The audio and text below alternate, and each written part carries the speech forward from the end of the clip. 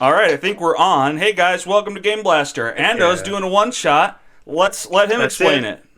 it. Let's get into it. Heck yeah, welcome back to Game Blaster Alpha. My name's Ando. I'm honored to be the DM today for these wonderful people. You've seen us before, you know us, you love us. Today, we're going to be in a world of Magimechs and Sky Islands. So, as You mean you are in Skylands? your Skylands, sure, yeah, bang. Sorry. Uh, No, all good. That's the world of Skylands. As you fly into view of the town, you see it situated on the edge of a relatively small skyland, only 17 miles across. Interestingly, this island has multiple spurs of jagged stone, burned iron protruding from its underbelly. Wooden ships sailing through the sky below them are carried by fabric balloons. That's weird in this day and age because most sky ships have, or sky ships have standard booster Magimech. In fact, your sensors indicate that there is hardly any metal being used for any of the ship, or in fact the town's construction. Apart from the tips of the tallest buildings in town that are adorned with metallic figurative lightning rods, as well as the ships which all have flamboyant metallic figureheads. Those figureheads are being used in a beautiful ballet currently being played out below the skyland and above some dark storm clouds. They use their figureheads to redirect the lightning from ship to ship from the storm all the way up to those iron obelisks hanging above them. Each ship needs precise timing and extremely quick reflexes to catch an unpredictable lightning strike to send it miles above. The skill to maneuver like that is very impressive, especially as you sit in a vessel that literally responds to your thoughts and feelings, no matter how much more complex the vessel is in comparison. As you come into land, you notice that at even at mid morning, the town has all their lights on. Magimech neon signs are everywhere beneath the uh, on the walls and in the windows of buildings. Excuse me. Uh, and now that you are closer, uh, beneath the you can see that beneath the wooden and stone facades there is clearly an infrastructure of Magimech machinery running through the entire town, providing many modern conveniences, including some Magimech thunder cannons that you can see on the edge of the precipice there, parapets maybe. uh, and you can also on your HUD readout, your sensors indicate that there are. You can see the faint outline of metallic catacombs tunneling deep below the city and into the interior of the island across the whole thing. Your scans are obscured by the earth that are dense with metallic particles.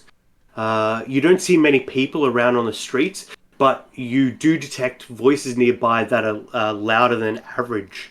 Uh, I'd like you to roll some exploration checks. So an exploration skill check agnostic. I when I wrote before that pilots don't have access to things like AC and proficiency bonus, I misspoke. If they need AC, pilots AC is 10 plus dex, and they can use proficiency bonuses with anything they become proficient with race and background. So you can still use proficiency bonus for those things. Okay. So it's skill agnostic exploration check. So figure out how your character would explore this town, and roll it out and describe it out. All right. Wolf, as he approaches in this very large dragon-like mech. It actually has wings and everything, and is currently in its more dragon-like quadruped mode, like flying in like as if it were on all fours. He's kind of looks out through the cockpit and tries to note any any other peculiarities of arcane things. He's particularly interested in the means by which they are harnessing the lightning from the storm clouds below. So he will go ahead and roll Arcana. Heck yeah. 29. 29. Heck yeah. All right. Let's move on, and I'll get all three results before we continue. All right. You want to go next, Alex? Yeah, I guess. Sorry, Parker. Can you tell us about your outflyer as well? Oh, the pilot? No, the. Don't you have a buddy? He is currently. So this will be nice. He is currently merged with if the you Mech. want to make it a thing, yeah, we can. He is current. The Drake is currently merged with the Mech. So heck yeah, love that. When at any point, and because one of the things I can do with him is I can mount him. So. Fuck yeah. So yeah. So I'm like flavoring that when I'm mounting him, he does like a combination like straight up Transformers combined thing with the Drake. So. Yeah, I would love to imagine that at some point you've like transformed it into a motorbike to like get across country like really quickly, like when the main mech unit is down, and you've used it. Yeah, I would love that because that's very Transformers. I think there was a season of the show where a kid had a personal buddy transformer and it could turn into a scooter or something. Yeah. Nice. Wild. Sick. Okay, cool. Let's move on, Alex. You said someone was talking a little bit louder somewhere? Yes, there are voices all across town, actually. Your senses indicate louder than average sound waves coming from somewhere, but it can't pinpoint exactly where where the louder source is. It's actually indicating three potential locations that are louder than average right now. Okay, well then maybe can I like climb up something to try to find out? My perception's bad, but I'm thinking maybe with my athletics I could climb up something and you can get absolutely climb to the tallest building in town, which is this one. You could climb right up to its lightning rod steeple. You guys, somebody's yelling. That's not the voice I'm doing. All right, I'd be totally down for it if it was. Maybe I'm still working on it. Somebody's yelling. Okay, so what do you want to roll? My athletics, I guess. I got a 17. 17. Right. And Tom. Me? Mm-hmm. First off, Zog's Mech. It's at this point, it used to look a lot better over time and over the amount of problems that Zog gets himself in. Now it's more just scrap metal meshed on, bolted on, riveted on to kind of keep Sheila fresh. Cage in the front and all, and a big fuck all axe on the back. I'm looking for Humies. I'd like to investigate for Humies. Humies? There's voices, there's people, there's no people I don't see, so I'm looking for people. Can I roll investigation? Absolutely. Roll whatever you like. Thank you. We have 5. Right. No Yumis. All right. This means you go to the low town.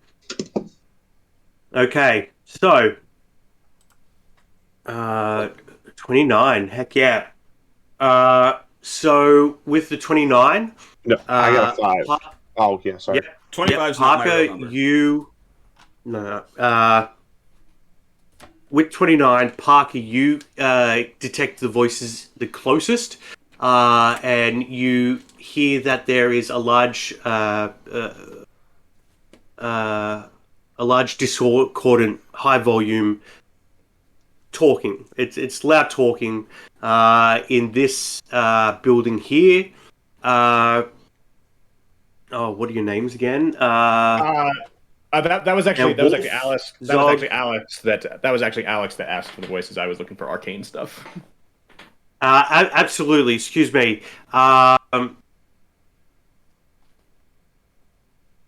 There are. There seems to be a unknown Magimech energy source burning from within this front building. The building that the voices were coming from. This one. That's right. Cool. Because there are 3 locations where there are loud concentrations of volume. This is one of them, but also with your Arcana check, excuse me, they in fact have something arcanically inclined in there, so it works in my favor. Of an unknown signature. Of an unknown signature. Cool. Like a doctor. Yeah. All right, Alex, you're up here, and Where am I? Oh, I climbed up. That's the highest you point. were up here. Yeah. Cool. And you were listening for voices. And you've, as you look down on town, now that you're above it and you can see, there is in fact the sound of voices echoing from the lower docks area down here at the bottom of the map. A large group of voices emanating from the tavern area in the center there, and a large group of voices directly below you in the temple. 3 parties. And that's what you can see. Zog, you were looking for Humies. You look all around this top area. You don't see anyone. And then you go down these back stairs down into the docks, and you make your way along down into this bottom area, and you finally find some Humies. As well as all manner of other peoples who have collected together and are discussing something. Are you all approaching your findings in your mechs, or are you stepping out of them? Would we even be able to enter the buildings in them? Yeah, I was about to say. The docks, yes. The tavern, no. The temple could go either way. The kind of large pillars are wide enough that you could fit your mech in, but it might be a little bit of a social faux pas. Wolf will. Oh, it's not what I wanted. I wanted this. Oh, you're in control of my Drake, so I'll just leave that there where it is for the time being. Let me change that. Wolf will come flying in. The wings beat and flap as he touches down at the end of the runway, but he will bring it up to the but he will bring it up to the end, toward this end of the runway, and hop off of it. No, so as not to obstruct anything else that would come in, and he will exit the mech, and he will just kind of silently walk up into the building that had the strange arcane signature. It's large enough for your sidekick, if you want them. He'll stay with the mech for now. I want him keeping an eye on it. Great. Okay. Zog and Caldwell. CP. Caldwell, sorry. Caldwell Power Ranger! Yeah. Caldwell. Gotta write that down. I'm sticking my robot tongue out trying to catch the rain in my mouth on the top of this tower here. But I'm trying. Maybe can I try to eavesdrop on what they're saying without entering, or it's too muffled? Absolutely. Okay. You can do whatever you want. This is your game, baby. All right. Well, I mean, I can try, but I have very bad perception. Yeah, and just make sure you're not using any proficiencies that come with your class levels. Oh, I'm not proficient in that at all.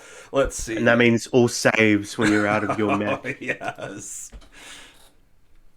3. Okay. Yep. Feel free to use D&D Beyond or any physical dice to roll if you'd like.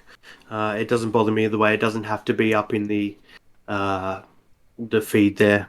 I trust you. Okay. Oh yeah, no, they had their D&D Beyond thing turned on, so I turned mine on. So it's just sending it over from Beyond. Sweet. Oh, cool. So I guess I stick my head to the top of the I'll building. have to figure how to do that. Yeah, probably talking about me. And Zog, how are you approaching? Just what is your approach look like? Do I have like a speaker of some sorts that I can like yell out? Yeah, for sure. Are people hiding in what? Like, I see people at the dock, so they look. They're not hiding. It looks like they've clustered here for a meeting. There seems to be 2 or 3 people kind of standing above the crowd, having a say back and forth, and the rest of the crowd is going yeah or boo, at specific times.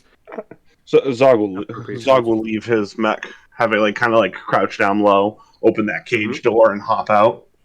This is actually a really cool area for you because like there would be all bits and pieces of just like scrap gear around in the corner where nobody's bothered to clean it up, and half assembled pieces of machinery and boxes full of stuff that need to be carried from place to place.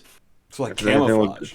Does anything look good here? Does anything look like, hold on, before I talk to these people? Mate, it's tasty. It looks real tasty. Any of this stuff would improve your machine. Do very well. Yeah. I remember this. Zog remember this. All right. But you're getting out. That's good to know. So, let's just do it in that order because you rolled kind of high, middle, and low. So it makes sense that we'll just stick to that for some kind of initiative. Okay. So at the top we have Wolf, and Wolf. You walk into this tavern, and it is full of.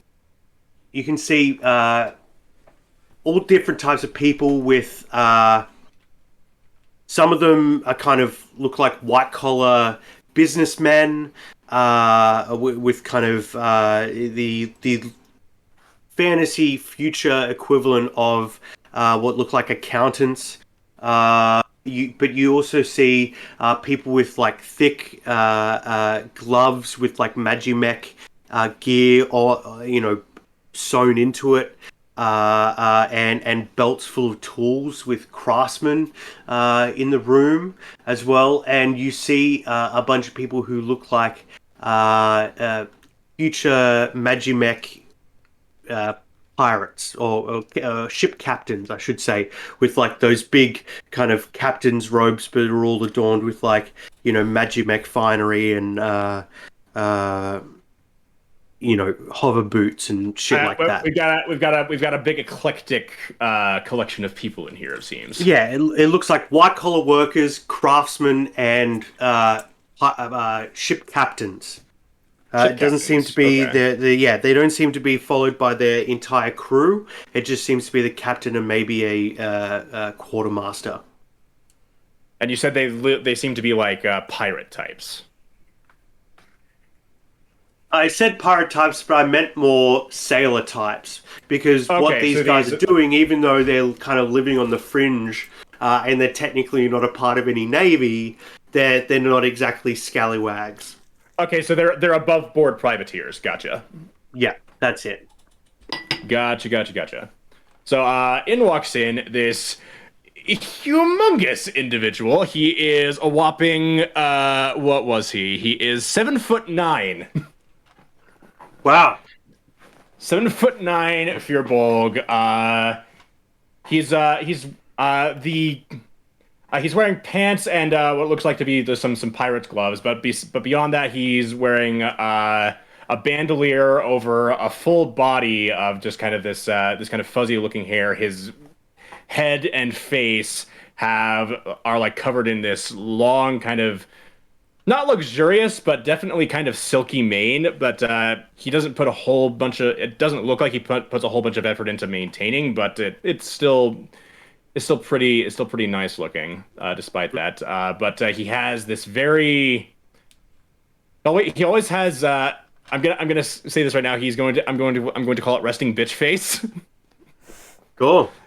And he's just in there. He seems to be trying to ignore the eye contact of anybody in the room as best as he can. But with so many people, it's actually kind of hard to avoid as he meets with eyes so many with a few of people these who people. immediately turn towards the 7'8" person walking into the 7'9". room. 7'9". 7'9". Yeah, they absolutely all stare at you, and you hear three main voices in the room that are talking go quiet last because they're so focused on each other that they're the last people to realize. And you hear somebody say, "This gargantuan hurricane could easily destroy." And he's about to continue on when he realizes nobody's listening to him anymore. And he looks towards where everyone else is looking and sees you. And says, "Stranger, state your business." Wolf just continues to kind of look around the room. Do I have any of like my like what implements do I have as a pilot? Do I have do I still have do I have like a Pip-Boy type thing or anything like that? Anything you can mechanically justify, you have. Okay, as so long I could as have you're so I could excluding have class like levels. okay, so could I Okay, so I would have to so like all of my sensor stuff would be coming from my mech, basically. Absolutely. Yeah, you could absolutely have some sort of wrist device, but mechanically speaking, it would still be a perception check to like look for stuff or investigation check to do stuff. Okay. But you could absolutely flavor it as like scanning something with your wrist computer. Okay, did I get like a precise location of where the strange arcane reading was coming from? Not a precise one, not through the walls. That were the stone the stone that these buildings are built from is very dense with metal, and it's hard to kind of see through a lot of that. I see. Let me see here. Drake Companion. Stat block for Drake Companion. Okay, so I actually can speak with it. All right. So could I could I just like do something to like automatically bring the Drake over here? Oh yeah, like I have it you can detached from it? communicate. Yeah, you guys are one for all intents and purposes. For the mechanically speaking, all your bodies are all one creature. Okay. So yes, you're able to communicate and summon them pretty effectively. Okay. Then anybody looking outside will see. So the mech itself is coated in what look like these oxidized copper scales. You know how copper will often, as it like remains outside or starts getting old, it'll start kind of turning green. And it's starting to get some of that green tint. But they'll see as like each individual scale starts to kind of come off the outer chassis and coalesce into a quadrupedal drake with wings, as the head kind of rears back from the top of it, and it kind of forms another one. The head kind of wraps around the head of the mech as well, as all the scales start to coalesce and kind of start to flit around each other as they come back into a little bit of a smaller form that will come in and help help Wolf out with looking for where exactly he got this arcane reading, as he is still not said a word, but he is going to start taking a closer look around for where that reading might have come from. You said before that you were in full dragon mode. Does that mean when your Drake is separated, your main unit looks more humanoid? Yeah, it actually resembles. I don't know what their place in this world be. When the Drake is not part of it, it actually looks to be more like a large mechanoid dragonborn. Heck yeah, I love that. That's so cool. That's cool. That shift in imagery is dope. Oh, let's talk about inspiration for a second. So I'm going to open up inspiration to everyone. The golden rule here is if you see something awesome, say something awesome, right? That's what we want to encourage. So anytime somebody does something that you think, oh man, that was cool, or fuck yeah, dude, just say, I'm giving you inspiration. Inspiration will be just a +1 to any roll, and they stack. So if people give you 4 inspiration for doing something dope, you could hypothetically use 1 to 4 of those things on any of your rolls towards the end of the game. Okay. Does that make sense? Yeah. So I think that's dope. So I'm giving you inspiration. So you currently have a +1 in your pool. Okie dokie. I'll go ahead and save And anyone that. can give inspiration for anything. Okay. Tom neat. isn't here. Oh yeah, I don't know where he went. Did he say where he's going? Here he is. No. I'll just explain that again. Tom, let us know when you can hear us. Just send us a sign. Okay, yeah. So All right, let's just keep going. As we're waiting for him to get back in. Yep, you're scanning for the power source. No worries. Yep. Okay, so how do you think you'll do that? I think he'd use the class features of your buddy, of the Drake, because they are there, of the Drake, but not of your mech. Okay, I'm going to have him assist me in an investigation check. Mm-hmm. Heck yeah. So I'll get an advantage on that, and I think I'll save the inspiration for now. That's going to be a soft 20. Heck yeah. He has still not said a word. Yeah. As you look around this space, and your Drake looks around this space as well, it stops and looks deeper at a point behind the main room. There's like a bar and serving area, and behind that there has to be other rooms where the energy source seems to be emanating from. And the neck of your Drake stops and points in that direction. Okay, Wolf is going to look towards that door, and he is going to start walking towards it. As you start walking towards that specific door, like all 3 of the prominent figures raise their voices, and like a lot of people kind of slide into a more tightly packed, block in front of you. And the person who spoke to you before says, "Halt, stranger. We've been polite so far, but don't make us do anything you may regret. State your business." As the people moves in front of them, the Drake will actually kind of start to growl at them, but Wolf kind of holds up a hand.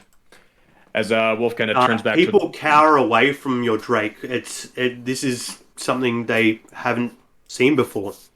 Mm. As Wolf kind of holds up a hand to kind of calm it, but then he looks back towards the door and he just points at it and says, "There's a strange reading. I'm investigating it." And one of the people who look afraid, but is also one of the prominent figures in the room, one of the other of the 3, says, "But how did you know from all the way out here?" Is there a window? There are windows. Yeah, absolutely. Okay. Can I see? Can I see my mech from here? Yeah, you would be able to see it. Even just like Okay. one half of its like back leg. Okay. You know. Wolf will kind of turn. Wolf will kind of turn towards that window. Point like just point towards it, as they see that there is this large mechanoid clawed leg, just kind of right in view of that window.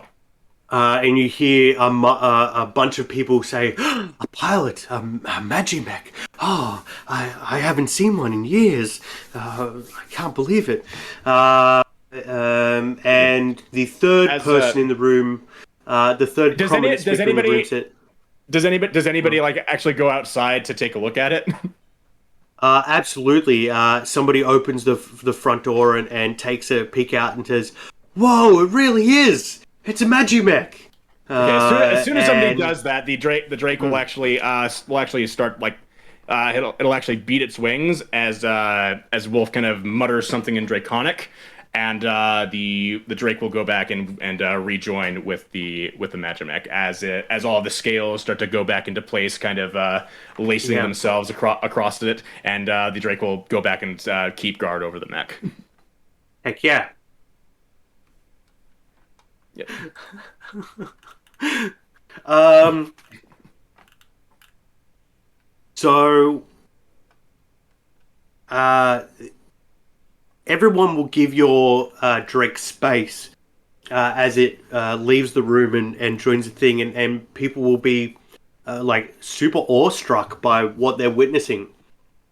And the steam that was built up in that moment of tension has all but left the room. They're more impressed more than uh, intimidated now.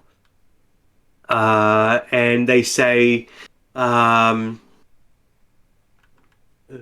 to think that a Magimech pilot would be all the way out here. What brings you this way? Strange reading. You uh, uh, He you points know back. He about points the back. He yeah. points back. He points to the back room. You know about the strange particles we found. Wolf just kind of cocks an eyebrow, but Uh, as if he's not entirely sure what he's talking about. But he doesn't really say anything more than that. hmm. And the other one of the other voices says, "Well, he must know if he was reading it. I mean, pilots are said to be mystical. You never know what they'll see and hear."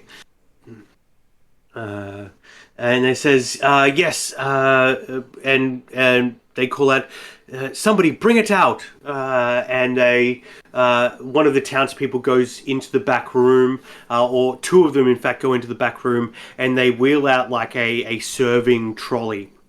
And on top of the serving trolley is this kind of almost looks like a antique lantern, where it's got like metallic magimech, kind of magic punk pieces on each end of this glass uh, column. Like it's kind of a bubbled column of glass. With two magimech pieces on the end and Sci-fi struts crystal kind of ball. holding it Sci-fi crystal together. ball. Yeah, absolutely. Probably about 2 feet in length. Okay. And they're We probably can only. we can jump to somebody else real quick if you'd like. We can kind of No, no, we no. can, okay. All good. All good. We're still well within 10 minutes, so Okay. we're going to be I just don't want okay. to take too long. I'd like to give somebody else a chance. So, but if we're not quite done with what's You're going on absolutely here, we going to can have to go. be patient with them later. So just Okay. enjoy your gameplay. Okay. Just wanted to make sure. No worries. All right. So Um, yeah, he'll kind of lean in and kind of take a close look at it. yeah. And somebody says, uh, uh, "We've been out towards. There's. Where do we even start here? Pilot, we're a town in trouble. There is a gargantuan hurricane coming our way, and we here in this town we're storm farmers. We farm the electrum radiation from natural storms, using them to power our town, our island, our way of life. It works for us. We get just enough to survive, a little bit more to sell, and it has allowed us to prosper. But another voice speaks up and says, "But all that has gone for naught when we have drawn the ire of the storms. We have been taking and taking for them for far too long, and they have been growing and growing in power. We have needed to create 7 more ships just this cycle to keep up with the demands of every storm as they get larger. And now we have been threatened by the largest storm of all, something that could wipe out our entire town, our entire way of living." So they... Yeah, that's what they tell you. Wolf has been kind of just leaning, kind of stoop down to kind of take a closer look at this. And this? We sent scouts out ahead to see how far away it was, and they reported strange occurrences of lightning that the types of which we had never seen before. They managed to capture some, and this is it. And you can see that indeed inside this glass crystal ball, there are streaks of blue lightning that kind of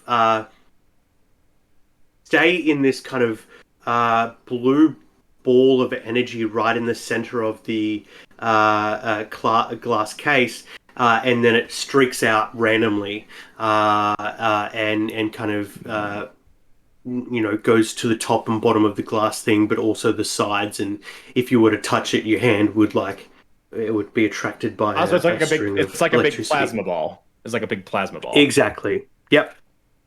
He'll kind of take a look at it. He'll kind of wave his hand. He won't directly touch it, but he will kind of wave his hand around it and kind of notice that. Mm-hmm. Seems unstable. Yes, it seems to generate 4 or 5 times more power than the lightning we collect from the storms around here that are normal, but it doesn't seem to last as long. It seems to it will degrade a lot faster than natural lightning. That's what we've been able to pick up. He just kind of takes a stand, stands back up from stooping down, says, again, he's not going to be saying anything, but he is going to be kind of pondering a little bit. One of the other voices. Would this be something that I'd have tools to get more readings on in my mech, or?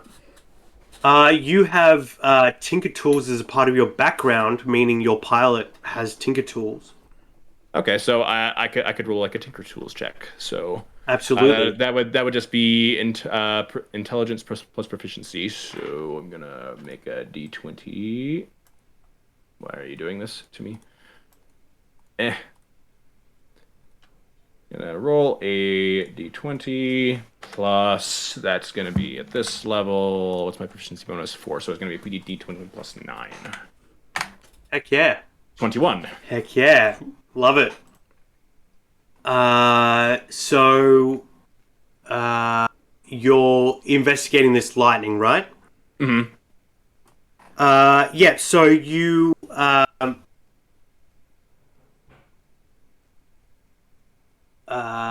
So you get what they already told you, that it is very, very powerful, but it will degrade very quickly if it were, used for powering something. So bright and hot, this will flash. It could be used to power Magimechs or Magimech devices, but it is a lot more unstable. And what they aren't getting that you are getting is that it is artificial. It was not made by nature. It has been created by something or someone. As soon as Wolf catches on that the source of this is artificial, he kind of you see his brow actually kind of furrows as his fur kind of bristles, and he suddenly gets this much more intense look. He kind of calms down after a sec, but he kind of calms down after a second. You have not. As you're having this, as he kind of says, as he speaks, you have angered no storm.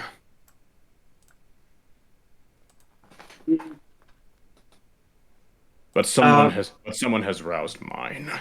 As he will step back out, and he will look as he will actually at that point he will step out of the building, and he'll look for the building which seems like it would have whoever would have be in charge of this place.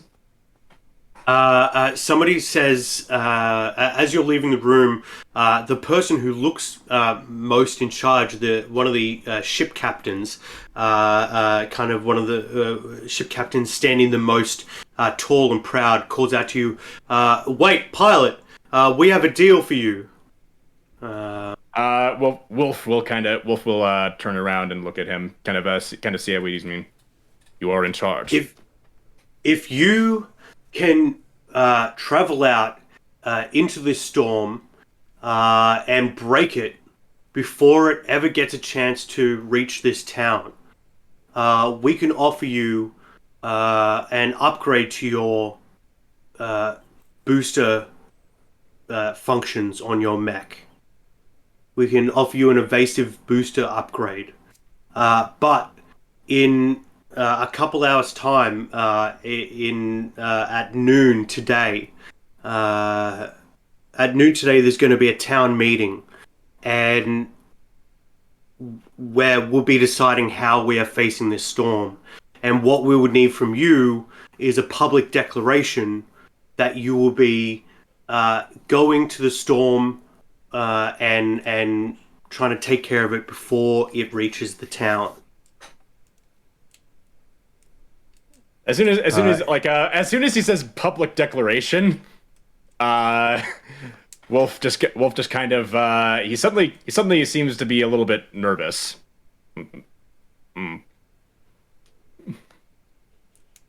All you have to do is agree with us when we say that is the best course of action. If speaking isn't your forte. I guess he kind of you know that meme with the puppet who kind of who like looks towards the camera, and then the second panel it looks away. Mm-hmm. That's what he's doing. As soon as he says like speaking isn't your forte, he does that. He looks to the other ship captains and kind of cracks a smile, and below his voice, but loud enough for you to pick up on, he says something like, "I guess pilots aren't what they're cracked up to be. They're all talk, I reckon. Can't even speak." Wolf will say nothing to that. And he calls out as you're leaving. He'll call out, "Well, just speak up for us at the meeting, and we'll give you your upgrades." He'll just kind of scratch the back of his head, and he'll give like a little bit of a nod. And would at this point would he notice like I imagine at this point would be the point that he would actually notice Caldwell. Yeah, at this point we're going to switch over to Caldwell, and You notice me? are- What, standing up on top of the temple? Yeah, exactly. As he's Yeah. walking back to the Mech, which is within eye shot of the temple or whatever it is. Mm. Absolutely.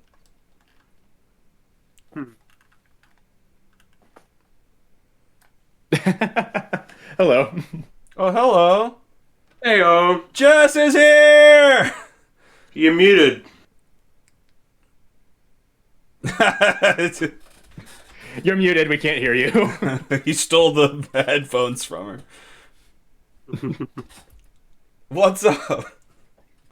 I've been here. I was gonna switch the camera down. I'm like, I'm playing switch now. places with me. Come back. Yeah, Jess took over. You lost it. Come on. You lost it. Did you?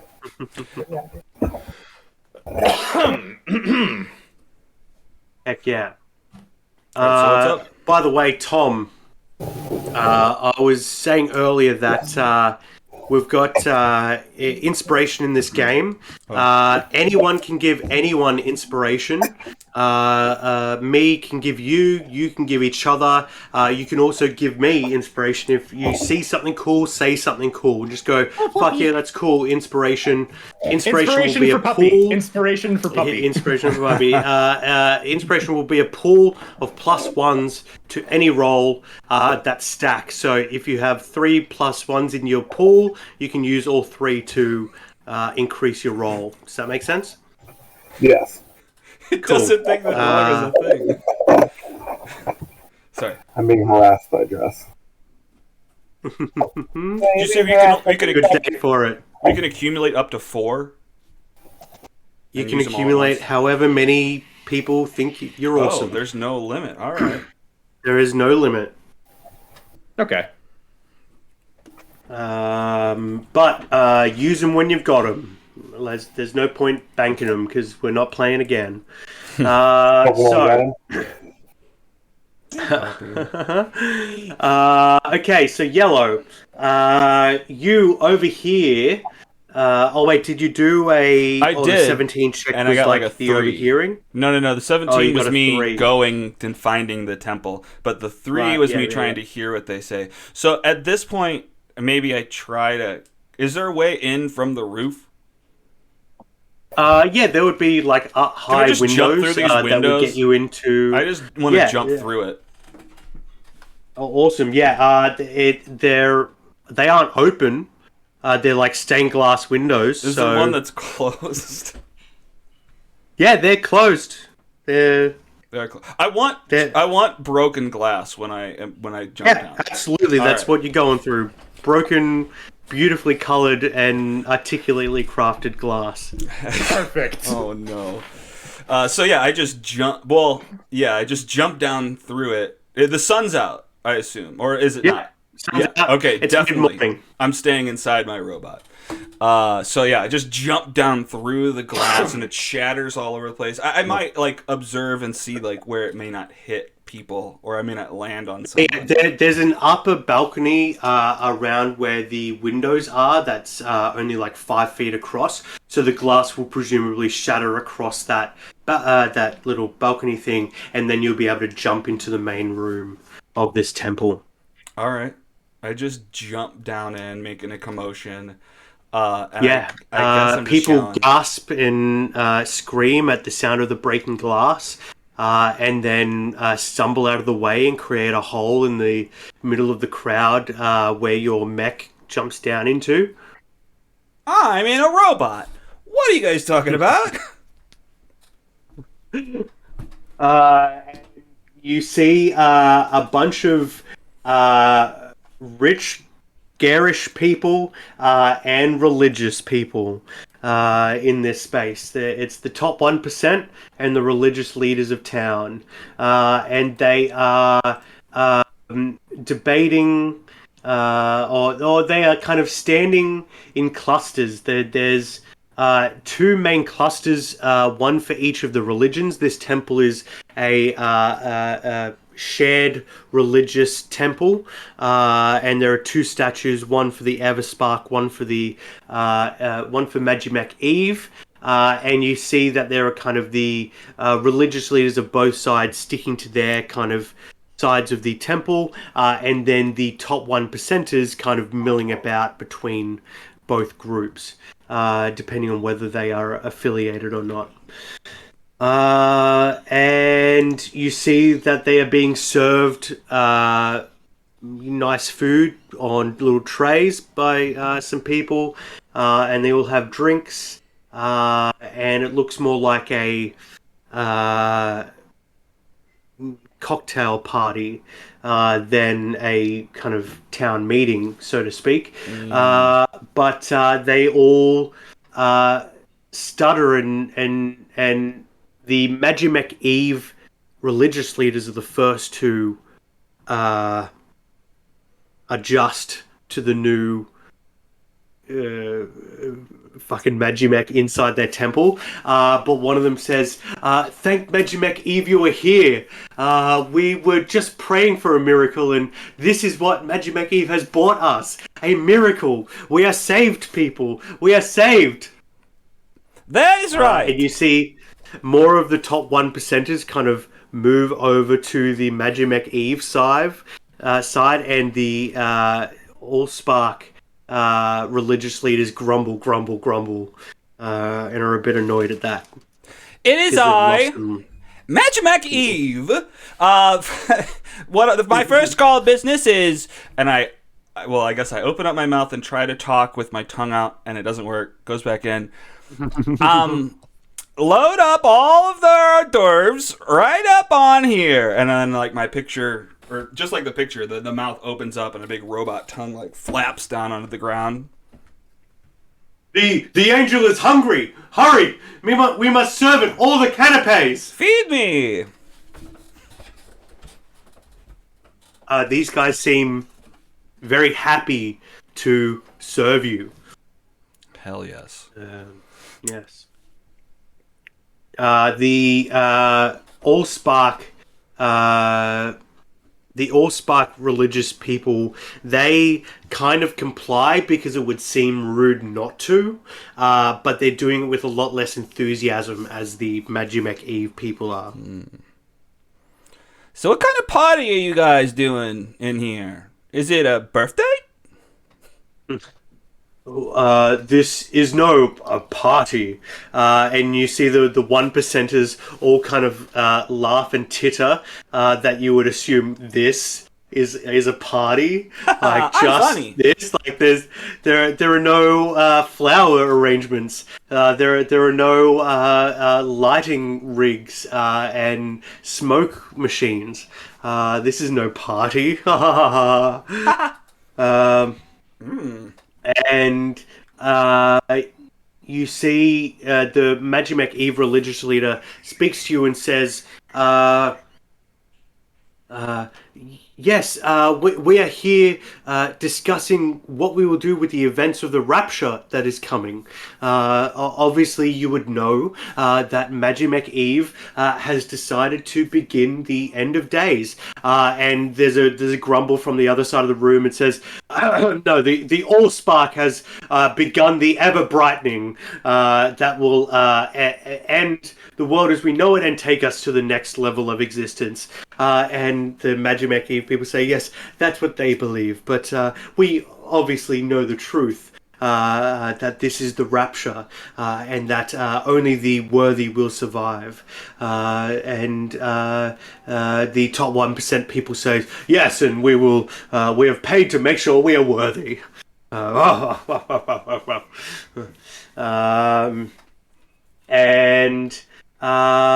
Yeah, that's kind of what their deal is. Okay. And obviously you're here to defend the town from destruction, so that when we, exit our state of safe safe hiding. The town will be here, and we can pick up where we left off. I mean, there's no point destroying everything we've built. Yes, I want my real estate protected, and we will pay generously. That's the 1%ers who want their real estate protected. That's the 1%. Yeah. All right. Who wants to? And nobody said save anything about the other people in town. Okay. Who's talking about? Is the 1%ers of the people talking about saving any of this? The 1%ers want to save the infrastructure. Right. The religious leaders just want to be right. Okay. Right. So they're not worried about saving the world technically because the world is ending. Because that's what they're God. That's what I called for. Yeah, that's right. Yeah, I guess I'm not. So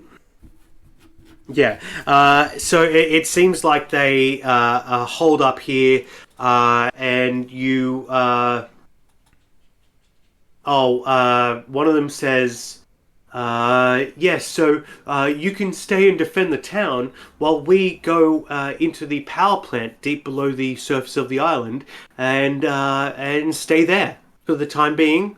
And when we come back, everything will still be here, thanks to you, scion of Mech Eve.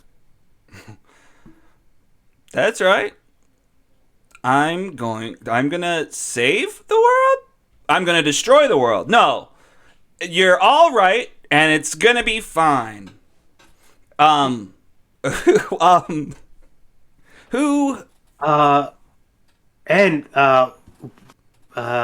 Go on. Sorry. No, I tell me. I don't know.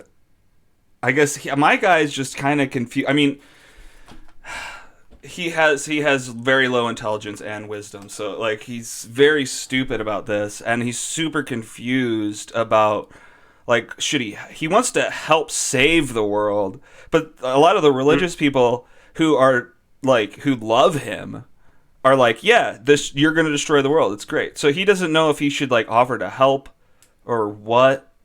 So I guess he just crosses his mech's arms and just like nods and interesting. You hear as everyone kind of goes back to a state of kind of normalcy around you. You hear people starting to brag about other kind of rich people they know in the world. You hear kind of prominent business people, like in the world of piloting Magimechs and being a part of that kind of level of society. You would know voices like Maximilian Stratagor, Galaxia Tarakash, these just names that are being said by these people that you would recognize, especially with your researcher background. You kind of know a person who knows a person who knows these people. And basically these people in the room, the 1%ers in the room, are bragging about how they're so connected that, of course, even if they didn't pay to be here, they would have been worthy anyway, kind of talking themselves up. I see that you have a history check. History.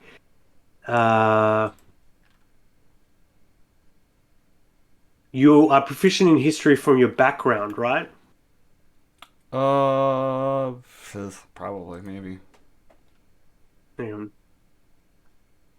If he's a sage, he should be. Yeah, then yes. Yes, athletics and history, and researcher. When you intend to recall a piece of lore and you do not know the information, you know how to get it or who to get it from.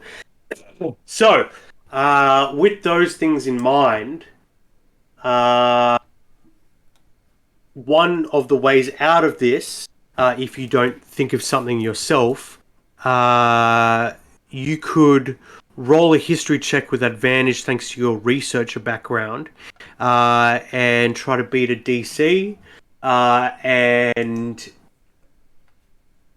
unlock this scene, or you could come up with something yourself. That's just one way out of this situation. Yeah, I mean, I imagine my guy has, all those formulas formulating around his head, trying to figure out what to do. I'll just roll the history check right now. I'm not feeling super creative. Hold on. Oh, that was just one. Hang on. I got advantage, you said. You do. Rough one.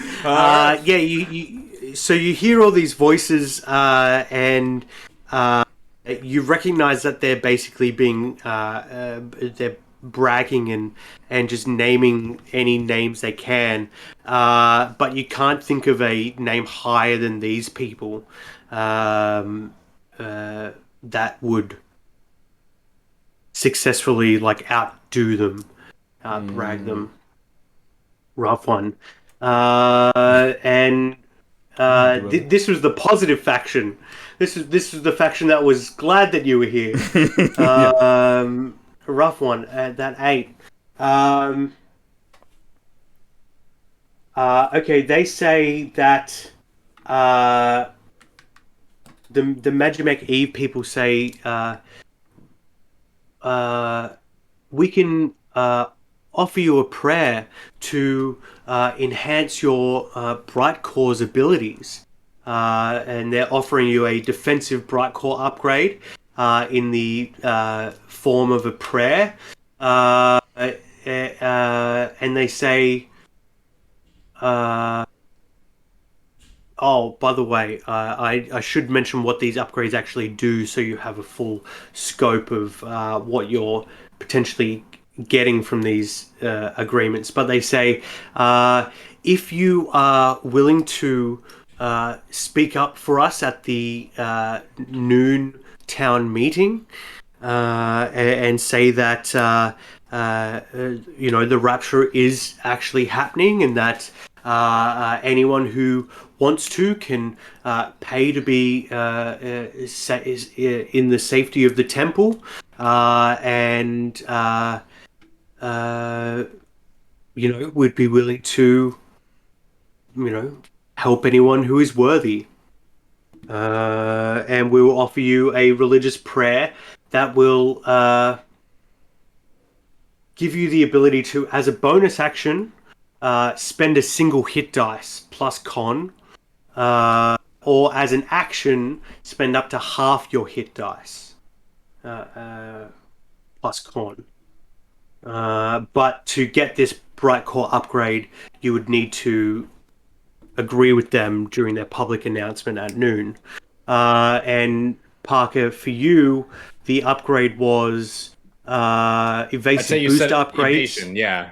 Yeah, they're going to inject the artificial lightning into your boosters to give you and anyone else, your companions, dash, disengage, or hide as a bonus action. Cunning action, nice. Yeah. So that is those are the two upgrades you can get from those two factions, the Temple and the Bar faction. And then, how do we finish up this scene with you, Alex? After they offer you that upgrade and ask you to speak for them at the town meeting. Okay.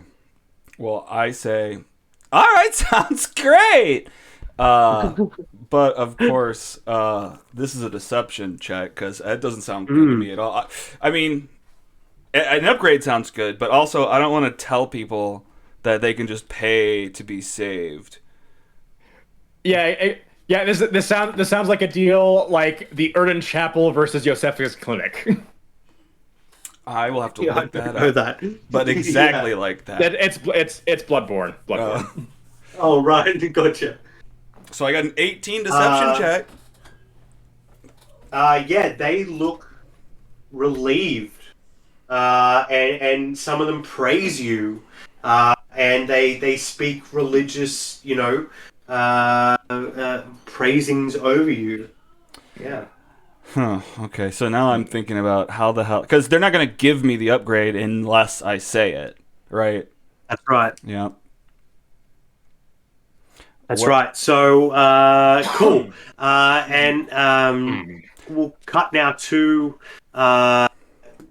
Zog down at the docks.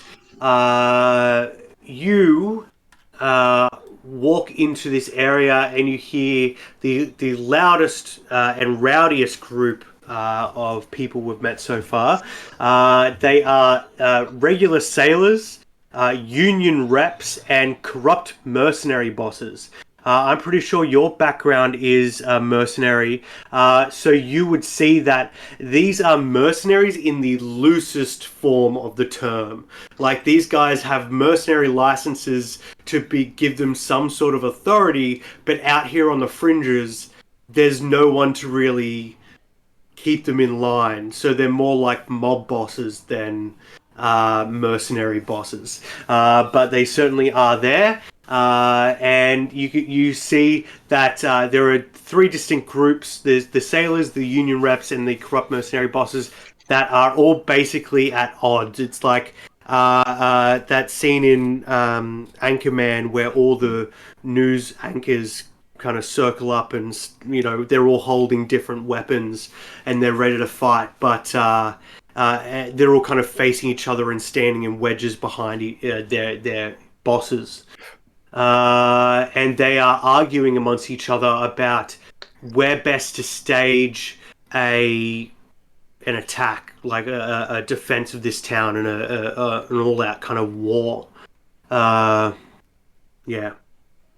That's what it seems like is going on. All right. We know we were called here because of Leviathan, some form of Leviathan threat. Leviathan activity has been detected in this area. All right. So you said there's scraps metal. They're all arguing. No one's paying attention to me. Are they like large, like metal piled up on each other that I can just knock over to make a huge, loud, like commotion? Absolutely.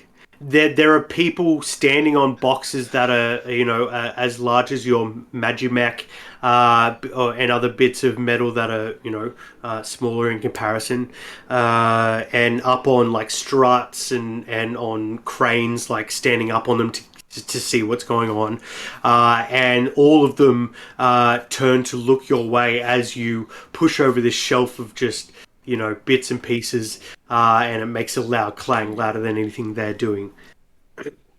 How you doing? How you doing, lads? I come here looking for a fight.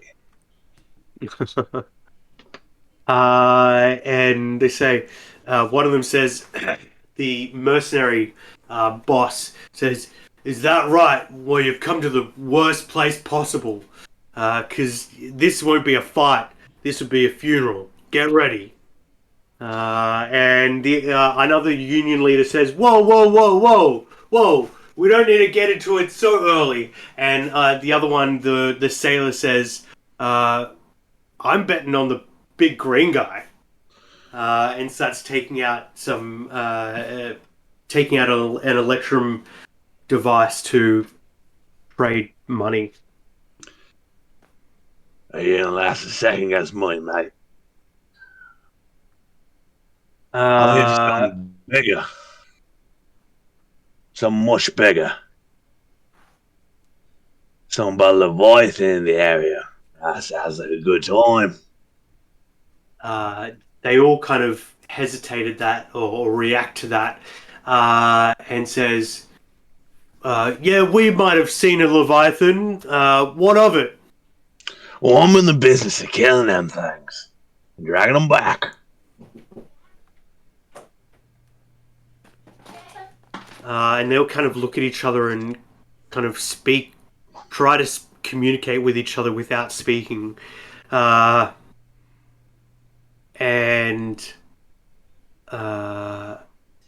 they say, "Well, what do you do with it after you kill it? Who gets the body?" Depends. What's the way? Depends how hard it is to get back. Sometimes they're in the sky, just let them drop, and they drop, and you don't chase them. In the ocean, they sink. All right, we're going to level with you. Yes, we've seen a Leviathan in the area. It's coming our way. It seems to be heading directly towards town, and what Leviathans are in this world is a mech that has become a wild mech that has become so bloated with electron radiation that it has begun to warp nature around it, like in unnatural ways. So, like a Magimech. A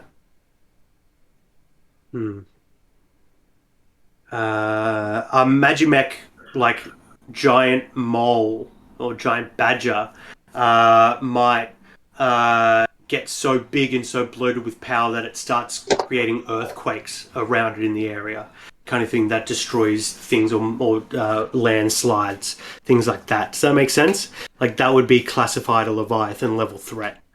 And they say, but we don't want to kill it necessarily.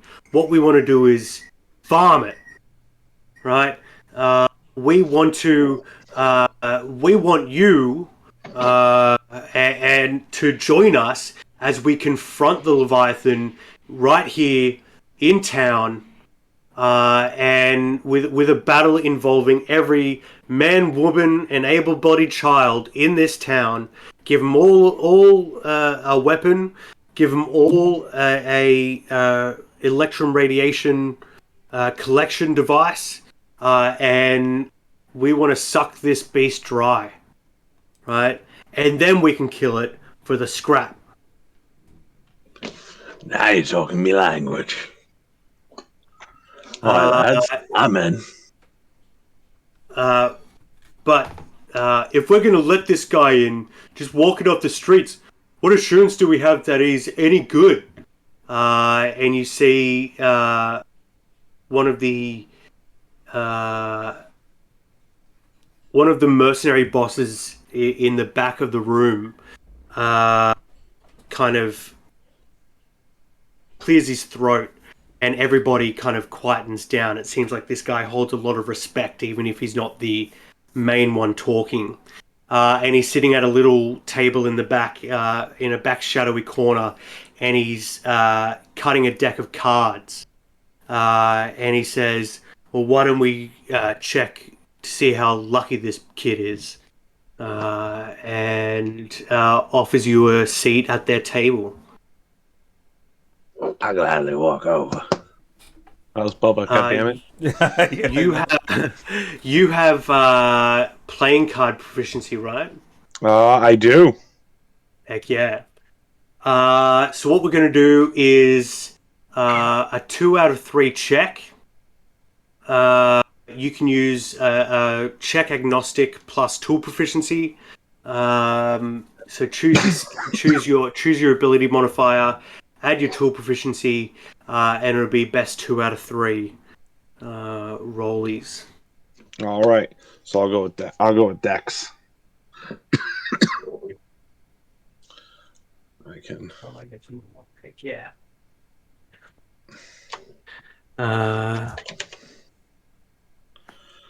I am ready whenever you are. And do you want me to roll first? Because I have luck die. We're going to roll at the same time, so let's go.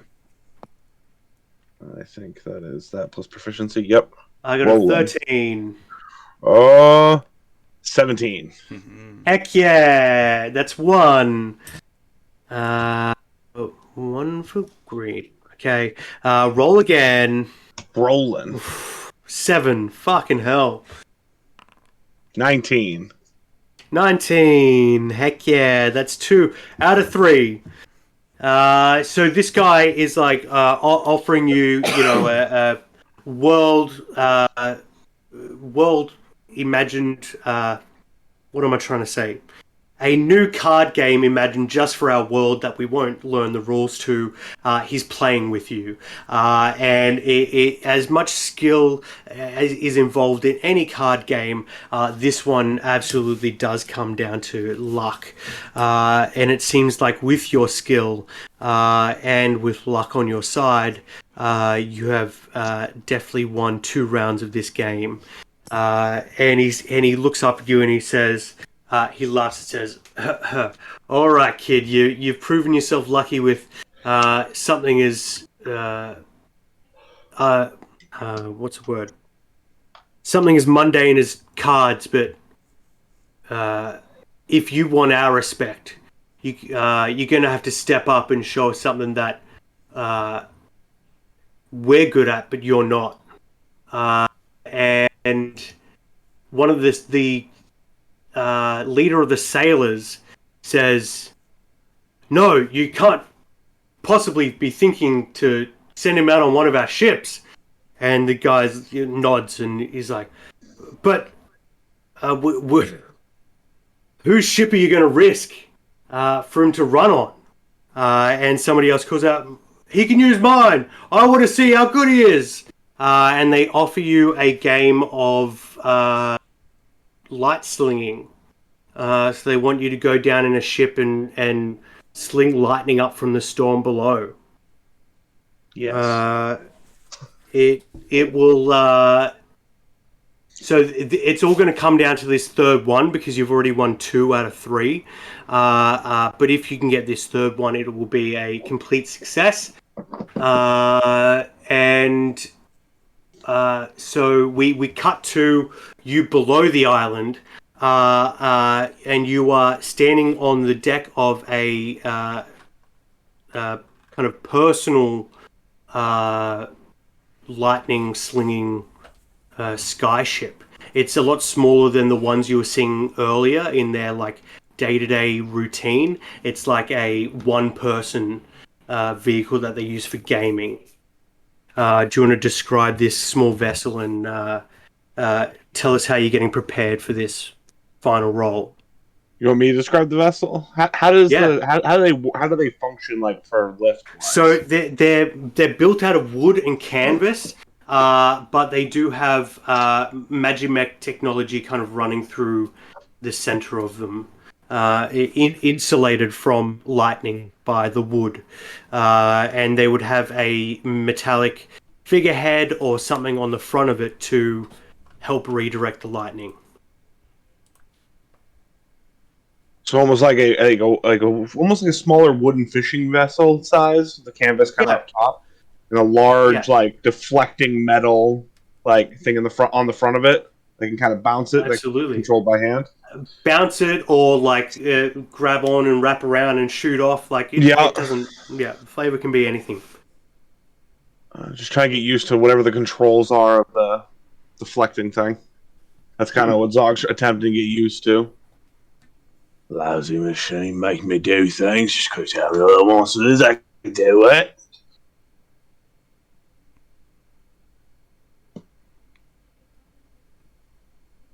So, you see the mercenary captain who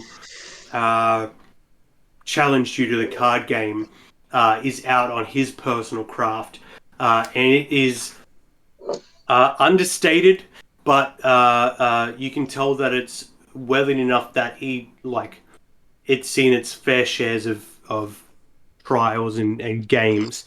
So should not be underestimated in its humbleness. So this will be one final check, and you have land vehicle proficiency, but in this world, the land is the sky or whatever. You know what I mean? There's very little land and mostly sky. So we're going to change that to sky vehicle proficiency. For the purpose of this game. So it'll be one more check. This guy has advantage, but you have never done this before, so unless you have anything else that could give you advantage, you won't have it. Is it just a straight roll for me? It is just a straight roll for you, but it is with tool proficiency as well. Oh, well. Oh, no. It's still going to be bad. Absolutely. That's a 14 and a nat 20. So yeah, he's going to take the nat 20. And so as lightning kind of is crackling below you in the storm, just a normal storm, not the kind of hurricane that is on its way. in the storm, lightning kind of bursts out randomly, and he is easily able to maneuver his vessel into the path of the lightning, quick as a flash, and catch it on the end of his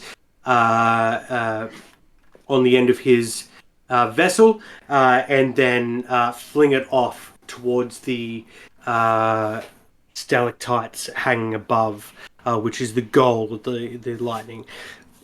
And you don't manage to turn in time to catch the lightning before he's able to get it to the goal. And unfortunately, you lose that round. But now that you've kind of seen how it is played out, you can choose to go again if you want to. Like he's like, I guess you're not so lucky after all. You want to keep going? He calls out over the wind. All right, let's try it again. All right. So, why don't you go first this time, and we'll see if he can catch the lightning from you. Can I try to use one of my lucky, from my luck feat? Oh, absolutely. Yeah. All right. Forgot I almost had that for a second. I'm glad you remembered. Still crap either way. It's 8 plus proficiency, 8, 10. It'd be like 12. And 8, or 2. So 8 plus 3 is 11. What did you get? 8 plus 4. So 12. Oh, absolutely. So it looks like, you managed to grab the lightning as it shoots out from the storm below, and you manage to grab it and redirect it north towards the pylons. And it looks like he's going to be fast enough to dive in and grab the lightning from you, take possession of it, and shoot it up. But it just barely misses the front of his vessel. It instead of it crackling lightning this way, it crackles lightning that way, and just misses his ship. And you see the sailors around the kind of rim of the town that are looking over the edge. They all cheer for you and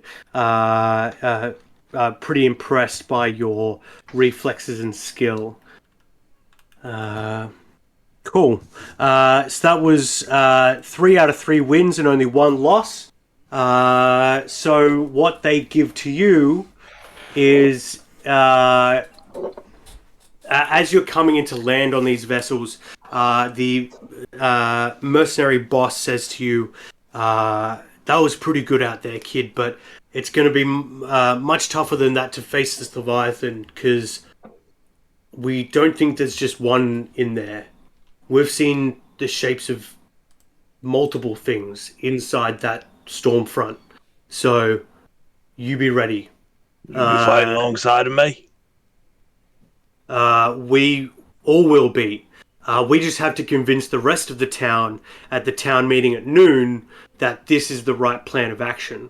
And I'll tell you what, if you can speak up for us, we will offer you an aggressive armaments upgrade to give you that will enhance the electrum conductors on your mech and give you +1 to AC, all weapon and damage attacks, and damage weapon, spell, and damage +1 and +1 to AC. So +1 all around. +1 all across the board. AC and all weapons, spell, and damage. I'll speak up for you. And a good plan. More people fighting, more things dying. That's right. That's right. And we can always rebuild the town once the threat is passed. Oh man, respect, mate. And I hold out my hand. We'll be rich, like kings. You worry about collecting. I'll worry about killing. All right. So with that button, we cut to you guys are back together. I don't think we ever met meet up. Yep. You met up. Oh, we did? And Just now. Yep. You met up and you get to decompress after going your separate ways and finding out those things and making those offers or getting offered those things. What's up, guys? I'm an angel. Oh, Mr. Mercs. Good man. They gave me an interesting offer. We help them. Kind of farm this all. They'll help us. They'll be a boost. You as well, then. You as well? Me? The people in the temple are trying to take advantage of they're trying to make money off of this. They're not trying to save everyone, and half of them think that everything's just gonna blow up, and they're happy for it. So it's hard to say what to do with them. I say we let the gits rot. Yep. I don't know what you said, actually. Let's let the gits rot. Okay. There were men in the runway tavern there. As he points to the building. Discovered something within the storm. Suggests that whatever is causing the big one that is coming was man-made. Leviathans. Possibly two of them. And talk to the men down the dock.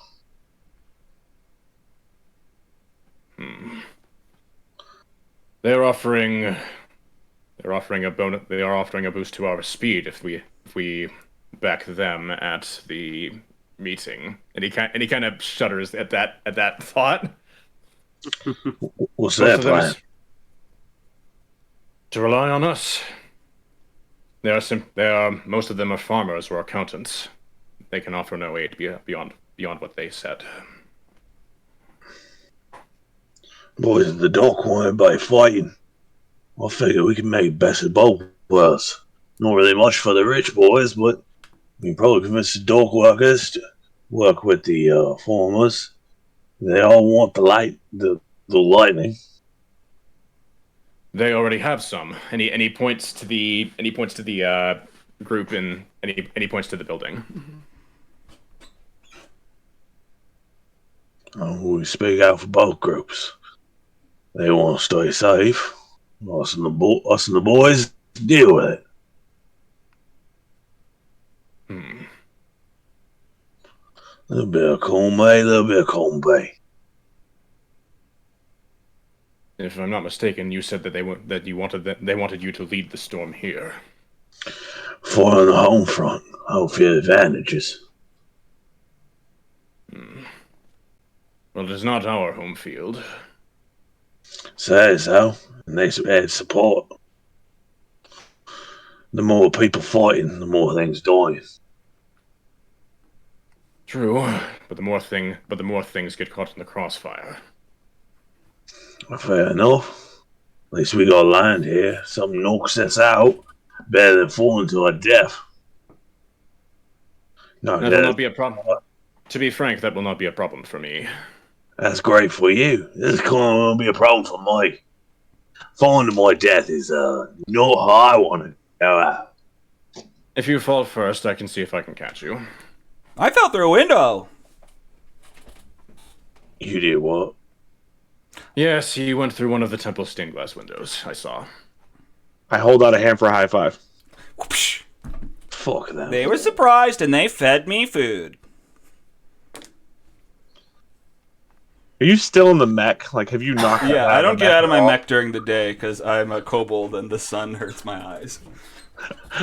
I imagine we're out of the mech and you're just still in the mech. I'm just in there, yeah. It's just I feel like the mouth is wide open all the time, and just blaring. You're using it as like a parasol or whatever. Oh well, either that or I mean, because I have the ability to telepathically talk to you guys, so I wonder if that's how I'm doing it. Oh, I like that. Yeah. So I'm just speaking in your minds. Every time you do that, it's unsettling. I'm sorry. Just unexpected. Getting in a man's mind like that. Would it make you feel better if I move my mouth? A little bit. You can pretend like I'm talking out loud. You got an aversion to fighting here. I got an aversion to fighting there. I say we let him make the call. Me? Well, Unless you want to help the rich people. I don't want to help. There's a lot of just misguided people here, and I don't want anyone to get hurt. I don't know. I think you have a point. It's safer to not fall from the sky. I guess that's not the case for him. Flip a coin? You flip, lad. Alright, I'm gonna flip my coins. You're the decision maker. Alright, I'm just gonna roll a d2. If it lands on 1 is heads, we do it here. If it lands on 2's tails, we'll do it there. Here I go! And my tongue comes out and just flick. Or I walk out on the tongue and then flip it there, because that coin I'd have to hold with my hand. 1! We're fighting here, boys!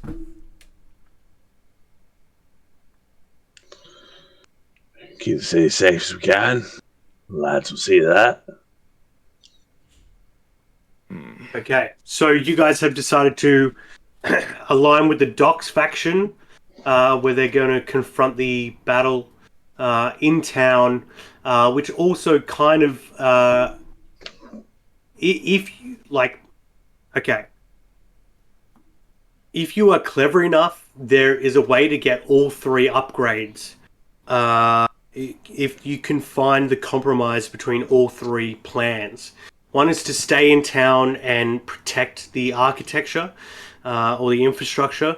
One is to stay in town and let the infrastructure get destroyed as you farm this beast. Or C, leave the town as a whole and fight away from it, but you've disregarded that one. So out of the other 2 options that are left on the table then, stay and fight alongside the town people and you know, the town ends up how it is, or fight and like protect the town specifically from getting destroyed. I'd love to protect the town, yeah. Is there a compromise there you can get to potentially get both upgrades for staying in town? The lads farm, we protect the town. They'll have somewhere to go. Mm-hmm. If they focus on farming, don't focus on helping us, we'll focus on defending the town. Mm-hmm.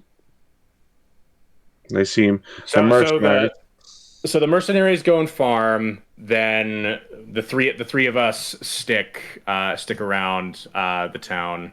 Don't let it get too close. And we can like fly, right? Yeah, yep. In mech movement is flying speed. And while I'm mounted, my flying speed is 40. Heck yeah. I imagine I have a like a janky rocket pack, and I'm also fast. Oh yeah, because you have barbarians movement. Yes. But it's just a janky jetpack. I want to flavor it as every now and then I too far.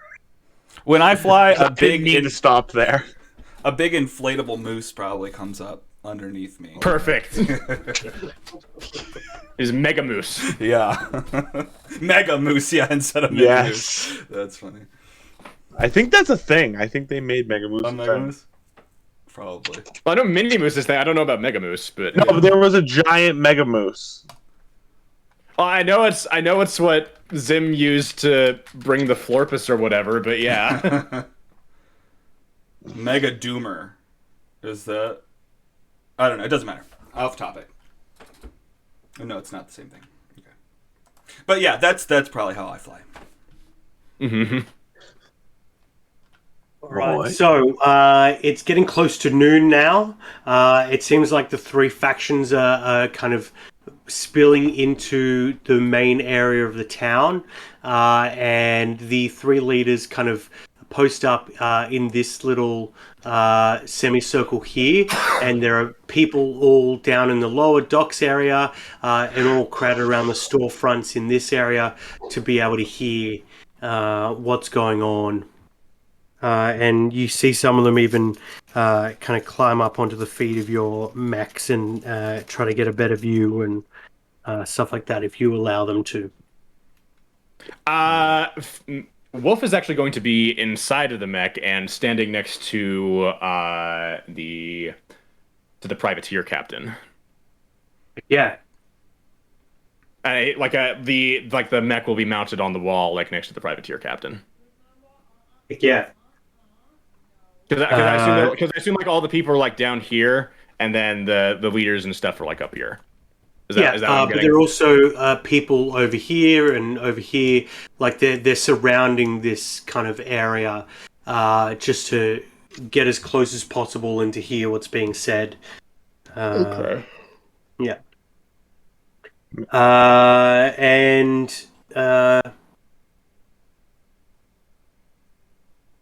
And one of the leaders of the town says, "We're here to discuss the matters of the incident that is heading our way." One of them says, you hear the religious people say, yes, the rapture, and somebody else says, the hurricane, it's coming, we have to get out. Destroyer of worlds! Okay, the Leviathans will destroy us. They're gonna eat us. What are we supposed to do? And they say, we have been sent a miracle in the form of 3 Magimechs and their pilots. We are going to be saved. Everything is going to be okay now. And the religious people say, yes, more of us will be worthy of being saved, thanks to Magimech Eve. And they kind of give you the floor they say the pilots here will tell you the plan and let us know what they need from us. That's right. I've got this, guys. You're all doomed. And everybody reacts back, steps back from you. And, right? Some of them say, "We knew it. It's the rapture." Did I get that right? guys? No. Oh. Right. Sorry. Try again. What? Try again. Oh, everything's gonna be fine. And Thank God. Thank the gods. What am I supposed to all right, this is going nowhere. All right, lads, listen up. We got a plan here. It's what's that? Fit short. Everything gets blown to hell. Fit short. Nothing gets blown to hell. But you gotta work together. We'll use this here location of yours as a staging ground. The lads, and I point to the mercenaries and that, y'all gonna collect. Where? Going to defend. But you all need help a little bit. Can't just go saving for free. Y'all offer upgrades. Ways to make us better. We need those to make us better. Even you gets. Gestures over to the religious people. What would Magimech Eve do? With all spork. They'd help us. Wolf actually kind of You hear his voice emanating from the large dragon-like mech, and it says, "As they work to collect more, we will be making sure that nothing from that storm touches anything that you own. Your homes and livelihood will remain intact if we have anything to say about it." 60-40. We'll be safe inside our homes? I go low. Go as low as possible. To the core if you can.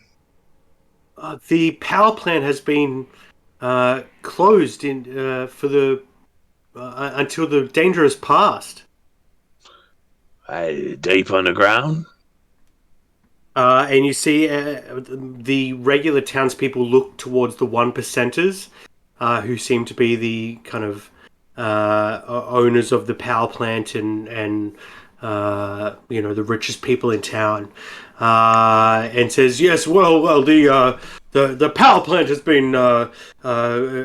become a safe location for, but it doesn't have that much room. The power plant you saw from the vague outlines is the size of the entire island. It's the interior of almost the entire island." As they start trying to make excuses, Wolf is going to cast Thaumaturgy to make the ground beneath them shake. The raptor is starting. Listen, you're a little outnumbered. As Wolf kind of kind of draws the head of his mech to kind of loom over the one who's calling that out. So, all right, maybe we could make some room in some of the upper levels. For free! Of course. We have more than enough room for anyone who wants to hide away. Of course. As he does that, as he starts giving up more ground, the ground starts to slowly stabilize beneath his feet. Okay, so the sailors look super happy and looks like they're already kind of gearing up for the events. The religious people seem the 1%ers are glad that the town's not going to be destroyed, but they aren't exactly happy that they're going to have to share their bunker with regular townspeople. With the rabble. With the rabble, that's right. But you still are kind of following their plan. And the sailors, you're following their plan as well. The only ones who seem upset are the bar faction, the craftsman and the ship captain, who say, the three of you... Wasn't it then they wanted us to prevent the storm from doing anything? Yeah, they want you to go ahead and not let the storm reach here. They say, could you guys go ahead first and see if there's any way you could lessen its danger or get it more ready for us by the time it gets here, so it's less destructible. And one of the sailors calls out, "Well, what if it loses its juice? We want to make sure it has maximum juice." Wolf will just kind of sigh, and he'll actually kind of like inside the cockpit, you see him kind of flipping some flips and switches.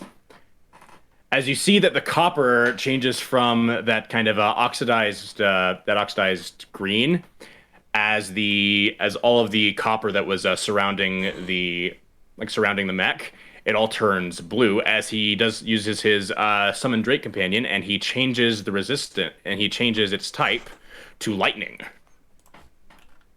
Which means that I will not. That now instead of acid resistance, he will now have lightning resistance. Cool. I could try and do a forward scout mission using this. Hopefully I will not be too damaged in the attempt. And you would do that alone? If necessary. Well, could we join selfless. and still protect How the town? Also, did someone say maximum juice? I'd like a glass. There is a way to do both of these things. You unfortunately didn't pass the test at the church, so you don't know exactly when this storm is going to hit. That was their piece of information. But there is a way, there is still time enough to go ahead and potentially fall back to the town. You could even fall back to the town, have a short rest, and then pick up when the storm hits the town. Does that make sense? Because it is acting like a storm where it comes from a location to your location, so it's like... Yeah, so just fight it so long, fall back, wait. Wolf is offering to do that. And they say, if you or all of you are willing to do that, we will support you 100%. Because if you're managed to stop it before it even hits the town, we'll be happy either way. But if you're able to lessen its impact as well, while everyone else is helping you here, I guess that's the best compromise we can come to. It may give us some idea of what to expect as well. Yeah, it sounds like you guys have come to a pretty good compromise with all of them.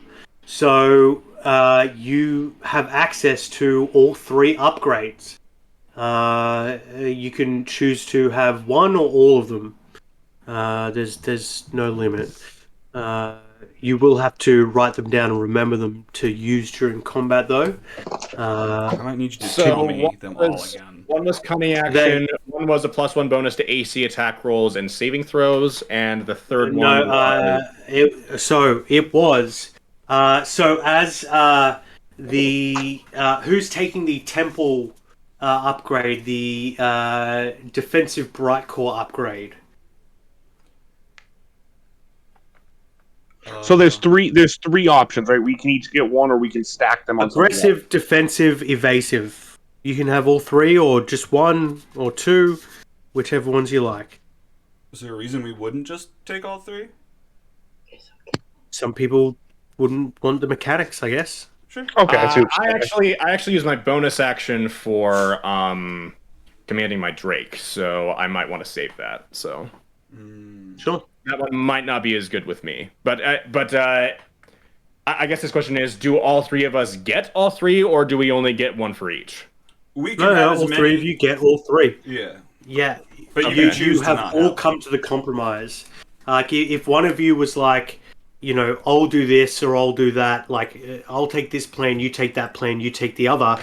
Then it would have been 1 person for each. But you found a compromise for the entire town that all 3 of you are participating in, so therefore you all have access. You are all worthy. Can you describe them again so I can write them down?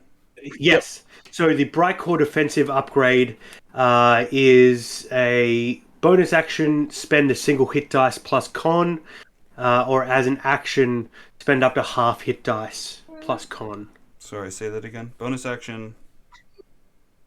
Single hit dice plus con. Or as an action, half hit dice plus con. So basically a kind of half short rest as an action. Or half of small bits of self-healing as a bonus action. I'm going to go with all 3. The evasive one was dash, disengage, or hide as a bonus action. Cunning action, basically, right? Yeah, cunning action. That's right. And the Docs one was +1 to AC, all weapon and spell attacks and damage. Okay, so +1 to AC and weapon and damage rolls. Got it. Yeah. Cool. But it's not just weapon roll Not just damage. weapons. It's like just save spells. damage as well. Attack and got by damage. +1. Yeah. But they wouldn't get a -1 to their save. It's like it's just your stuff. Oh, so it's an increase to the spell save DC too. Not an increase to the spell save DC. Oh, okay, gotcha. So just for attack rolls. So and your damage rolls. things are more powerful. How they react to it is still their thing. Okay, gotcha. Okay. Yeah. So whoever takes the bright core upgrade, you are surrounded by religious people, and they join hands and they sing a prayer to you from Magimech Eve and the bright and the Evercore. Ever Spark. And they basically, this is the first time you've seen them working together or agreeing on something. They kind of each sing a different song that kind of sounds kind of discordant at first, but then they kind of get into this rhythm of harmony. And as their voices harmonize, the bright core within your mech and within yourself kind of reverberate and harmonize together, so you feel more connected, and you're able to kind of heal thyself with willpower. Cool. Now, so anyone who is getting the evasion upgrade, you will have that glass Magimech device will be kind of plugged into a port at the back of your mech and injected into like the boosters of your mech. So the whatever light bits it comes out of your boosters or emits around your boosters will shine kind of an artificial blue with this artificial lightning in your booster packs. And anyone who takes the aggressive armaments upgrade, you can describe to me now how your mech gets kind of upgraded with like Need for Speed Underground 2 level wingtips and underglows, any kind of upgrades you want to add to the, like, they want to pimp your rides essentially. So you can feel free to pimp your own ride as you get the aggressive armaments upgrade. Okay, so as that happens, let's see. So they insert the plasma ball right between the wings of Wolf's mech, the dragon mech, and as kind of the bones of kind of the membrane of the wings, like between the membranes, like the bones that make that up, they start to kind of sizzle with that kind of blue light, and then also the claws and the teeth of them also kind of start to radiate that electric energy. Then, yeah, that's about all that visually changes from Wolf's mech.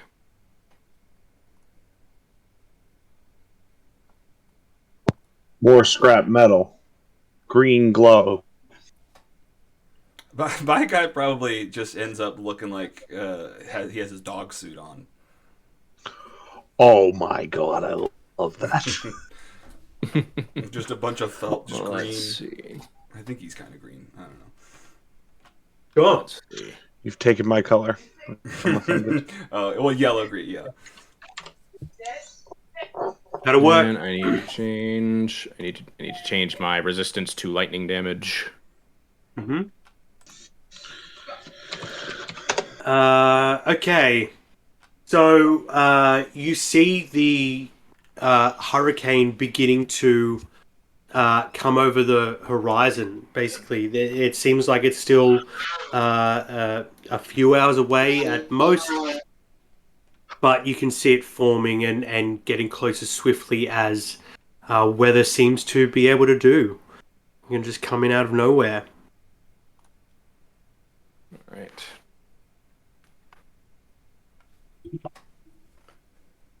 Well, I guess we gotta go. Right. So Wolf will start to try like ahead of time if possible so he can make it back and try and take a short rest. He will go out and start trying to get as close as he can to the storm to try and get information on what's in there. Yep, the others were coming with you, yeah? Oh yeah, we're I'm going just to. past this. I'm with you. Yep. Yeah. Although I'd like to go to the bathroom before we jump into this battle. Mhm. Let's go. Let's have Okey-dokey. a beer rake. All right, I'll be back in a minute. What did you post in No here? worries. Been about 2 hours. Heck yeah.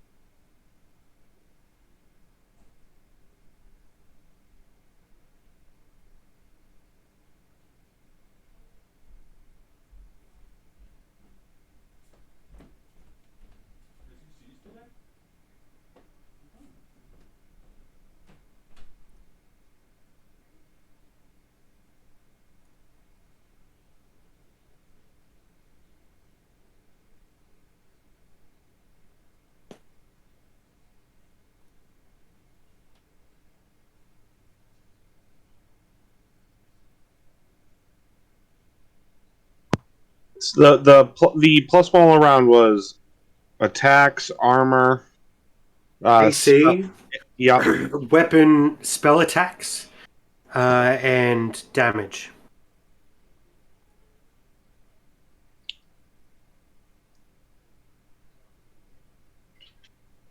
So to hit damage, AC, spell attack.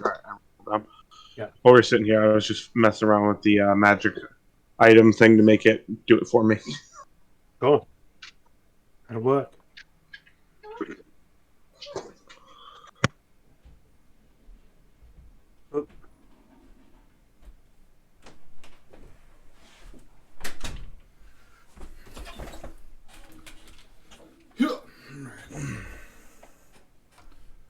I've returned.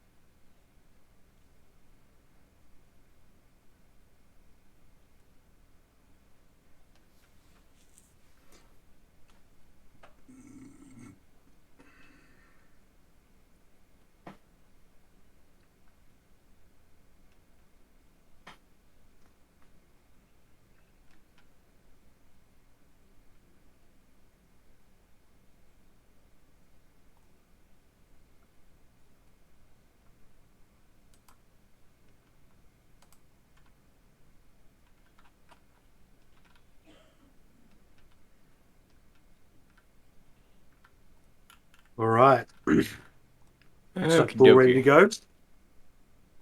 Yep, I'm pretty much ready. Yeah. Yeah.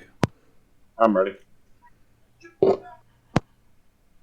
mind Jess just being insane if I turn my mic on. Good. She's talking to the dog.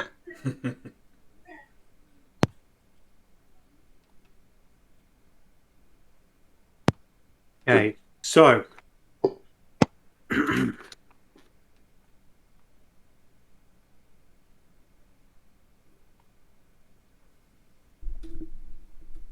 as you approach the storm, you see what you had already been told, that there was it's huge storm head, hurricane levels, heading in the direction of the town. What's interesting is that it is heading in a perfectly straight line towards the town. That's unnatural for most weather patterns to be perfectly straight. They usually And die. you can see that there is blue lightning flashing within the storm clouds. Blue lightning. Once you are inside the storm, the blue lightning is flashing around you and further into the lightning, giving you glimpses of a huge silhouette at its core. Your senses are scrambled in here amidst the most violent parts of the storm, with wind speeds that are off the charts. You head towards the eye of the storm, and I'll change the map.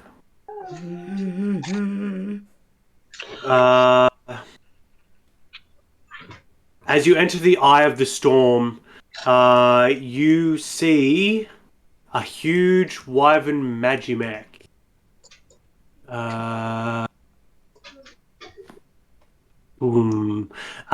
Bigger than your magimechs, much bigger than your Drake magimech, but this one with the huge hind legs and tail of a dragon, but with the wings of a bat, more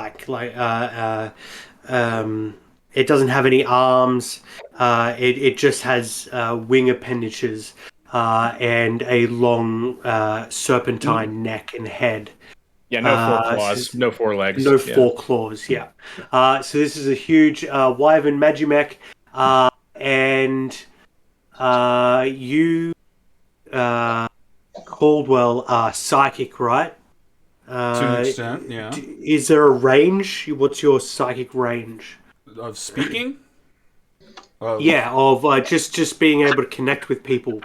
Like, how far away can you 30 feet. connect with other people's minds? 30 feet. Yeah. Okay. Yeah. You just see this huge wyvern magimech in the eye of this storm. And unless there's anything you'd like to do before it perceives you, or should I say, is there anything you would like to do before it perceives you? Does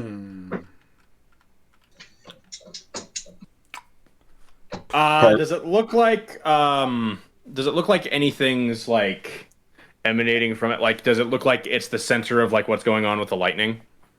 Yeah, it is spewing bursts of blue lightning from its maw, and making the storm stronger with every beat of its winged limbs, pushing it directly towards lightning falls. Flight, I think you're the last one still on the other map. Oh, yeah, we clicked it instead of... Storm 1. And Yeah. just moved. Yeah, I realized Oh, what you do did. I need Like, to do that for... Hang on. If you right-click No, there, you I'm go. moving over. I'm moving Hey. over. There we go. I forgot to activate. It's all good. Yeah, I was like, Alrighty, how did so- Tom get there? Anyway, go ahead. Anyway. I saw him, and I knew he was describing something, so I was like, oh, I wonder, and I clicked Let's it. see. So, yeah, are we doing anything right before he sees us? Are we fighting them here? Yeah, I thought we're supposed to make him weaker. Spends less time in the town. Are we like do we have like comms? Are we like able to talk to each other while like I roll the window down and yell loudly. Yeah, just Exactly. I have a crank window and one of the eyes rolls down. So do we have you comms? you can. So your mechs would have like outward speakers, so you could communicate out of your mech, and you would be able to call out to each other from that because your mechs would also have microphones for hearing stuff from the outside. So you could absolutely communicate like you were talking to each other from relatively the same distance you could talk to someone. But there is a huge fucking storm going on around you, so it's going to be like you're yelling over the storm. I think with the 30-foot telepathy, something like that is going to be your best bet in terms of communicating without being heard by the enemy. Okay, so we don't have radio. Gotcha. Not really. I guess not. I mean, not private radio. Private we radio, just be yeah. yelling out loud. We got a crazy Yeah. robot who can pass messages along to be a horrible game of telephone. Yeah. Yeah, exactly. Yeah, I have. Well, actually, I don't know if you guys could talk. No, we can reply to you, but I don't think we'd be able to like telepathically speak with each other. Yeah, tell. Yeah. tell It's so Zod, strange actually. in the original series Zoids. They would just talk to each other from these, huge robots that are, miles apart, but they like say something to themselves and the enemy responds with a quip, and it just doesn't make sense that they can hear each other. But Well, so it's I like always they have- imagine in stuff. I always imagine in stuff like that they would be talking like over radio, like they would be Yeah. hearing each other. Just But over you're saying phone. the enemy somehow seem to- hears it. they have to like pick up radio devices to talk to each other over the radio, but then they don't have to when they're like fighting each other. They just talk, and it seems to project from the mech, and then like anyone on the ground or in another mech can just. It's wibbly wobbly. It's always wibbly wobbly, depending on how they need the story to progress. So we're going to do that. It's wibbly wobbly, depending on how the story needs to progress. I think because it's a one shot, we'll say that the 30-foot telepathy can be a team squad thing, if that's okay. Okay, sure. With you, Alex, Yeah, to not share that hurting them amongst the 30 feet of squad, each other. and say as long as you're within 30 feet of each other, you can telepathically talk to each other via radio. All right. Okay, so we're not within 30 feet of each other right now. So That's right. So I guess before it notices yeah. me, I'd like to summon my packed weapon just to have it. So just a huge, Absolutely. like dragon's What does your packed tooth. weapon look like? It's a dragon's tooth, claw, dagger. But I don't know. I guess it doesn't make. I'm trying to figure out how it makes sense for it to be that big on a mech. Maybe I cast enlarge or something on it, or I had something. It's done. scaled up to your size. Yeah. Right? And magically it just it expanded. But yeah, it's almost very hastily made. It's just like this claw. Heck yeah. Yeah. Love that. Yeah. Well, we did say dragons had been extinct for generations, so yeah, it could be like an ancient dragon's toe, like big toe that like has been passed down through your family's history. Hell yes. And I wonder if I cough it up and that's how it appears. I love that. Yeah. Yeah, Well, cool. if we can't do comms at the moment, then before it perceives You've all us, fought with each other before, so in general you would know each other's tactics and stuff. So feel free to assume things about each other. Okay, in that case, so right now, Wolf is actually going to cast Thaumaturgy on him. He's going to cast Thaumaturgy. He's going to make his voice boom, And there's going to be a loud draconic roar that sounds out throughout the storm. He's going to be trying to get this wyvern's attention.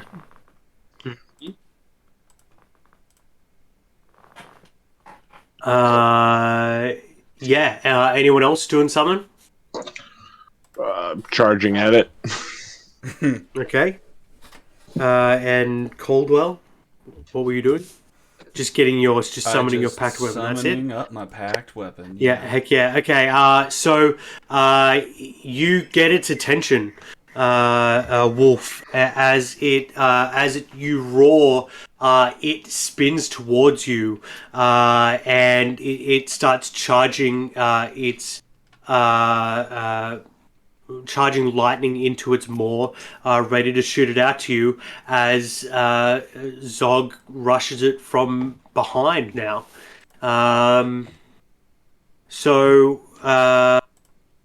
It sounds like you use teamwork to basically set up a surprise attack for Zog. So you take that, and then we'll roll into initiative.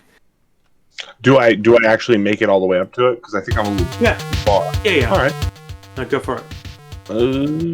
Because I placed you on the map. You know what I mean? I just placed you where I thought it would be convenient. You can choose to do. You did go within 5 feet of this weather cycle, so I'm going to have a consequence to that after you attack. So can I bonus action rage? Yeah, Able to do that? So I'm raging. I'm pissed off and coming with a swing. 31. Yeah, that'll hit. Does that hit? And then this is with +3. So 16 +3. So 19 points of damage as I crack into it with the axe. No, it's just fighting.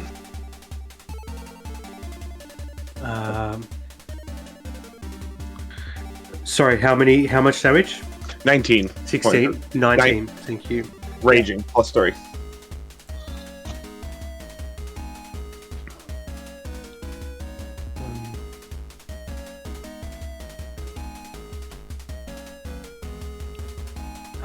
Okay. Awesome. You did get an attack of opportunity. So, any other attacks? Do you only have one per turn? I have two attacks per turn. I didn't know if I was getting the other one. Yeah, absolutely. It's a surprise round. All right. Nat 1. Whatever that storm does to me is good. Rough. Yeah, rough one. Okay, heck yeah. As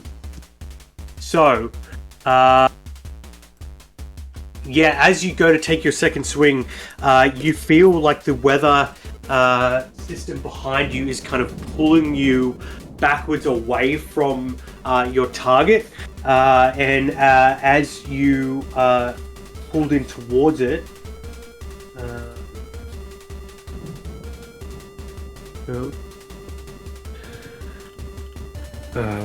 where's my D6? Where's my D6? My D6. 1. So it's going to do a multi-attack on you. 2 slam attacks with a +8 to hit, unnatural 20 and an unnatural 21. Yep, so you get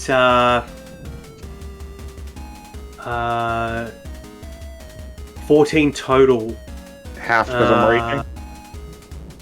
Half because you're raging. Yeah, bludgeoning damage. I have resistance to all damage but psychic.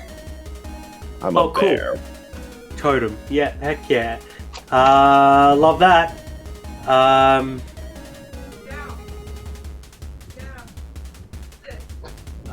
And then the whirlwind.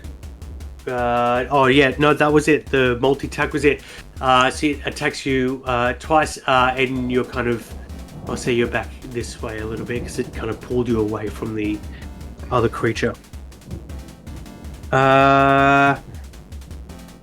Okay, so we're going to roll initiative. Alrighty. Alright. Hello. I have advantage on rolling initiative. I wasn't fully paying attention. How did it hit you? What kind of attack did it do on It was heavy wind buffering. you? Okay. So you feel like the G-forces have taken their toll on you, trying to kind of pull out of this intense weather system. It's like, it's an air elemental slam attack. So however you would imagine a, kind of air system with a mind of its own would attack something. Angry clouds. Yeah. Okay, so Does it seem sentient? Like, or does it seem controlled by the dragon?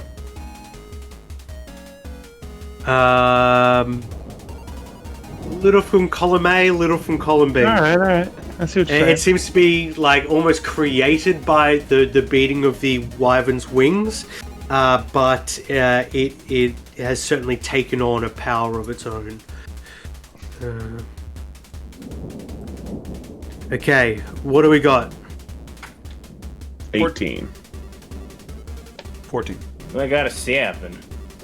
Okay, 18. We got Zog. What was Alex? 14? 14. And 7. Wolf. And Coldwell.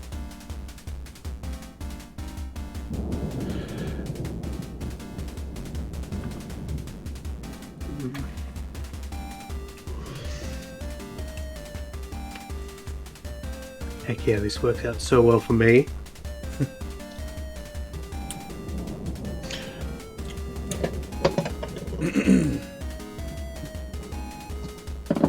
What's interesting about this situation is that it is your senses indicate that it is too small to be a Leviathan level threat.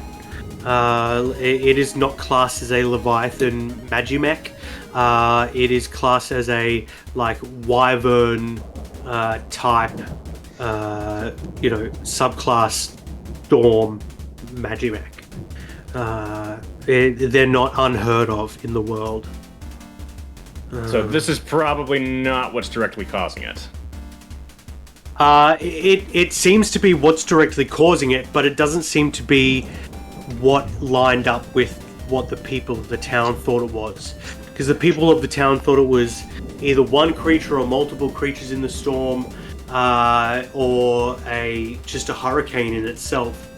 But it seems to be a kind of certainly a wild Magimech, and certainly larger than the Magimechs you guys possess. But it is not classed under whatever rating system, the kind of operating system of the Magimechs collectively have. It doesn't class it as a Leviathan level Magimech. Are we sensing that they were wrong, or this is a different thing? It just seems like there was misunderstanding, but this seems to be this is the truth. You are here, you are witnessing it. They had collected lightning from the outside, they had seen shapes moving inside, but none of them had ever had a clear picture.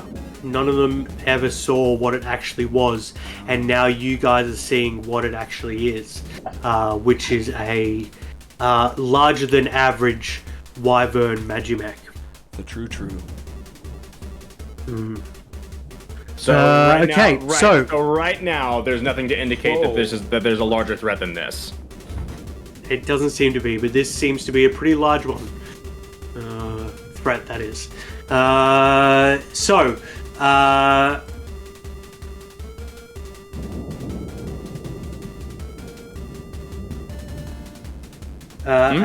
DC 20, Initiative 20, the storm will shift, and all heavy storm clouds will move towards enemies by, what's their movement speed? goodness, they have 90 movement speed. Oh, yes. Okay. So these ones could make it up to here. We've got bang, bang. Then you go over there. And looks like this one's going to go here and this one's going to go here. Okay. And you're going to be attacked. What? 1, 2, 3.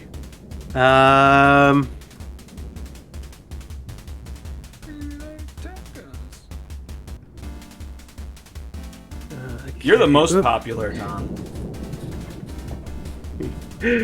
So, Zog, you got a 3. That is a Whirlwind Attack. You need to make a DC 13 Strength save. Let me know if you fail or succeed. DC 13 Strength save. 15, succeed. You take half as much damage.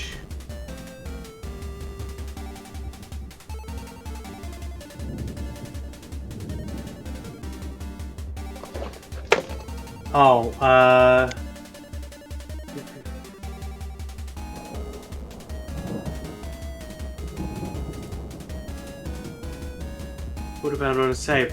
I guess nothing happens. You don't get flung 20 feet away. You just endure it, I think. Yep.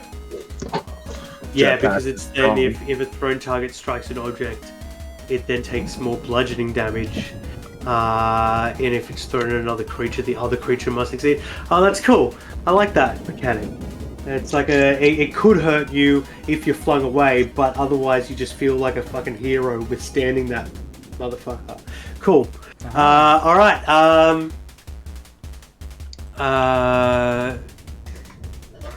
You have the most on you, so you're also going to. Oh, that's another Whirlwind Attack. So roll again. Roll another 15. Rolling again. DC 13 Strength save. DC 13 Strength save. Be a 19. 19. Succeeds again. You withstand the buffeting effect of this storm as it seems to coalesce around you and is aggressively surrounding you and bombarding you with air. This is nothing to you. Alright, next on the list is Caldwell. That's a 6. Oh, a lightning strike. So you take 18 lightning damage and must succeed a con save, 13 con save. Let's do it. No! A 7. A 7. You are stunned until the end of the storm's next turn. So at the end of DC 20 next round, you'll be unstunned. Wonderful. Initiative count. And 20. Yeah.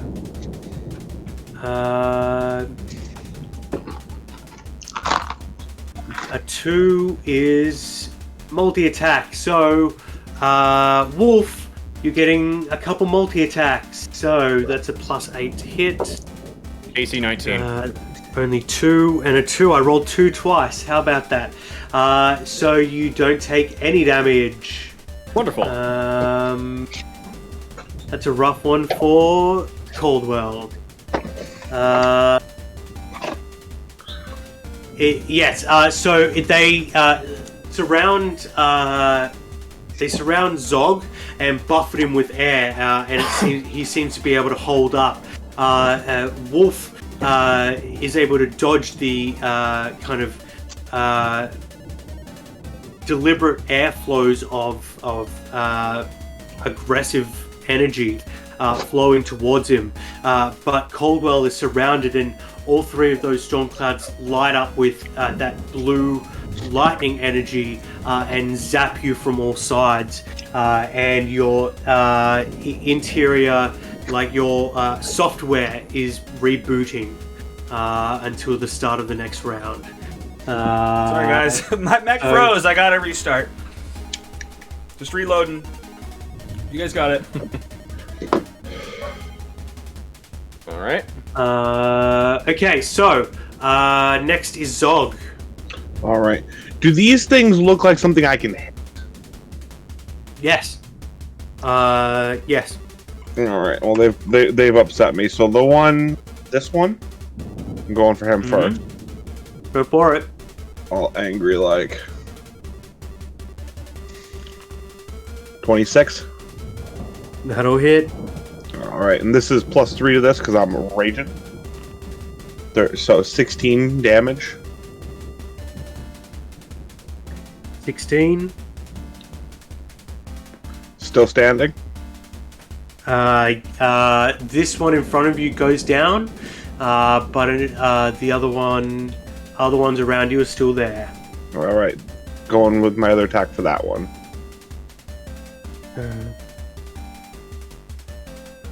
Go for it.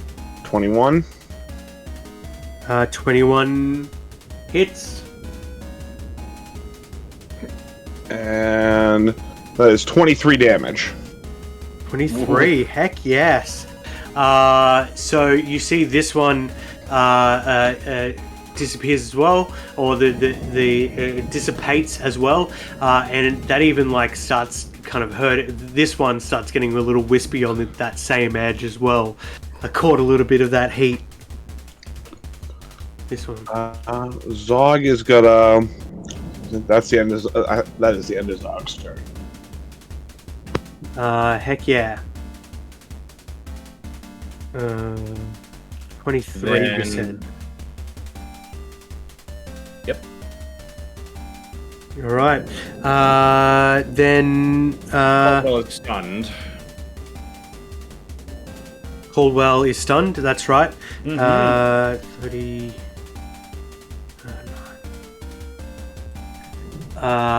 So the wyvern flies towards the other dragon-like Magimech. He starts flying towards Wolf. Shit. And he's going to do a lightning breath attack. Cool. Exhales in a 60-foot cone. Each creature must make a DC 16 Dex save or take 55 lightning damage. If I'm not mistaken,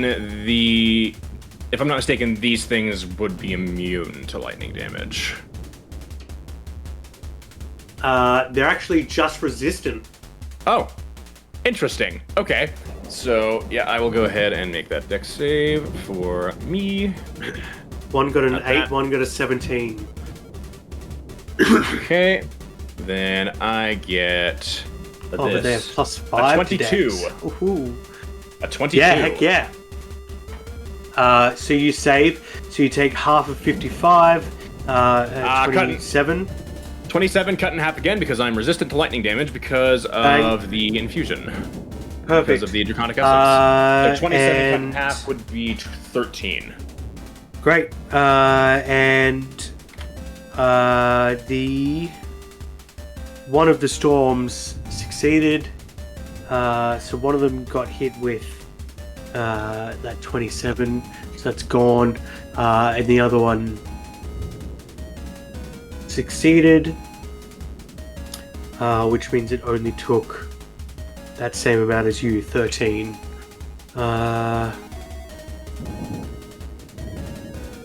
Oh.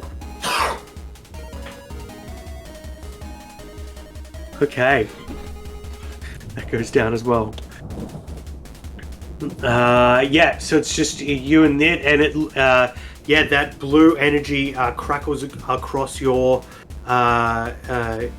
Magimech carapace, but it doesn't seem to do much damage, nearly as much as it would have liked. All right. Fantastic. All right. Oh, both of them are gone? Yeah. Oh, perfect. Yeah.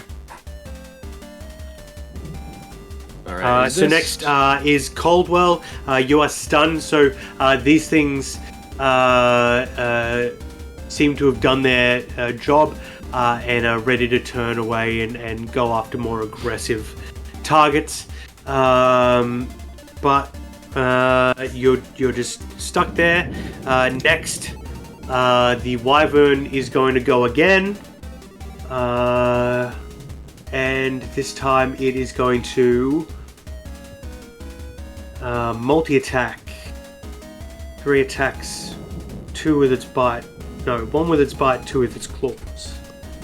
So, unnatural 20, 26, and a 21. Okay, so all 3 of them against me. Yep. Okay, yep, all those hit. So you take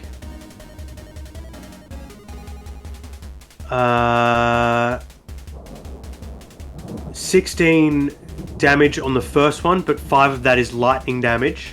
So it would only be 13, I suppose. No, it would only be 12. It would only be 12. Whatever. Either way, works for me. 12 damage, and then the claws are just slashing damage. So they're just 2 with its claws, so you get 12 twice. 12 twice, so 24. That's 12 3 times, I suppose. Yep, damage altogether. And... Okay, so my shield is gone now. Attack. Oh, right. Yeah, heck yeah. So down to half health. So what does it look like as your kind of energy shield or outer defenses are being clawed through and bitten through? At this point, now that a lot of the shield is gone, there's kind of a layer of, at this point, kind of blue scale-like lights kind of surrounding it. But now most of those have been shed. Heck yeah. Now that the energy shield is gone, and there's a little bit of a scratch on the chassis at this point. But other than that, it's the chassis looks pretty okay. Heck yeah. Okay, so next is Wolf. Time to counterattack. All right. So first thing, Wolf is going to use a bonus action to cast Zephyr Strike. Heck yeah. So this is a concentration thing. Go ahead and display on the BTT here. So I move like the wind. Until the spell ends, my movement does not provoke opportunity attacks. And once before the spell ends, I can give myself advantage on 1 weapon attack roll on my turn. The attack deals an extra 1d8 force damage on a hit. Whether I hit or miss, my walking speed increases by 30 feet until the end of that turn. I'm not going to do that second thing yet. I'm just going to use my action to cast Primal Savagery as the dragon's maw. Now at this point, lightning-coated maw opens up and goes right for the wyvern. 18. 18 on the wyvern hits. Just hits. All right, fantastic. As it takes, it is not. Oh, it takes 14 points of acid damage, and then as well, the Drake is going to use its reaction to grant me, or does it need to? Let's see. Yes, the Drake will grant me another... Does it do more than that at this point, or does it just do that? Let me see. On defending scale. Okay, so yeah, it's just gonna grant me another d6 of lightning damage. So I don't know if it's immune to it, but we'll see. So it takes 14 points of acid damage and 6 points of lightning damage. Don't know if that's cut in half. Yeah, the lightning crackles across its core and looks like it absorbs into it and joins with its systems. But the acid damage definitely does take effect. So wait, does it look like it gets? But does it look like it improves from the lightning damage, or gets worse? It didn't heal it, no, but it certainly doesn't damage it. It didn't do anything. Okay, so it's probably immune then. Okay, that is good to know. But with Zephyr Strike, that is all I do. And since I have Zephyr Strike active, I'm going to move. Move there. Move 20 feet there. And then move another 20 feet over here.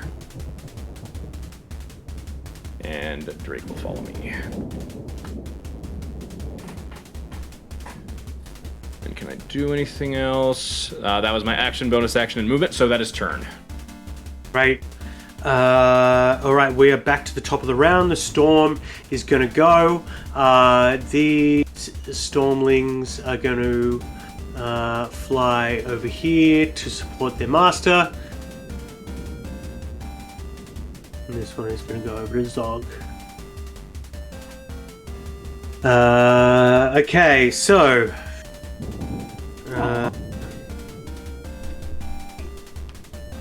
Zog, you get a... Oh man, the Whirlwind Strikes, they love you.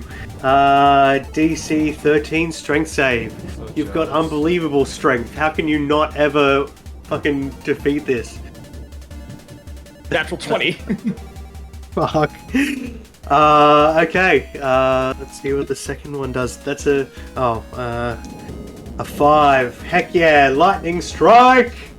So this one's you take 18 lightning damage straight up, and then it's a DC 13 con save, or be stunned until the start of the next round. 12, so I'm stunned, but I did half the damage. Heck yeah, half that So damage. it was 16, right? 16, yeah. Half is 8. And I am stunned. Oh, 18, sorry, 18. 18, so it was 9. Yep. This stunned isn't working for me. Let me pull something up. If you guys would like to potentially, hang on. Alright, try this out. How would you guys feel about this? A stunned creature has disadvantage on attack rolls, ability checks, and saving throws, and can't take reactions. On its turn, it must choose whether it gets a move, an action, or a bonus action. It gets only one of those 3. Other creatures have advantage on attack rolls, ability checks, and saving throws against a stunned creature. It gives basically a stunned creature like a little bit more agency. Yeah. They can choose to One-third do of an one of those action. things. Yeah. A third of an action basically, and they're bad at whatever they try to do. I'm into that. Can I have a retroactive one? You can. Woo! So right after this resolves, or this has finished resolving, because we know that Zog, you are currently in this stun condition, and we'll take your turn again. We'll take your turn now. Caldwell.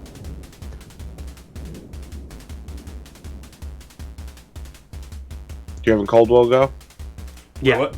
Yeah, retroactively. Oh, I'm going now. Retroactively. Yep.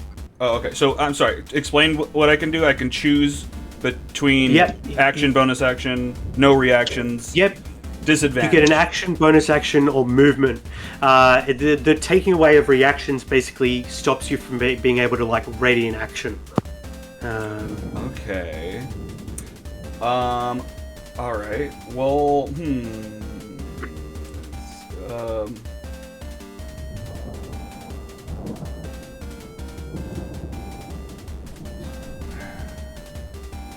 So if you choose to attack, you can attack twice per turn as a normal attack action, but you have disadvantage on both of those attacks.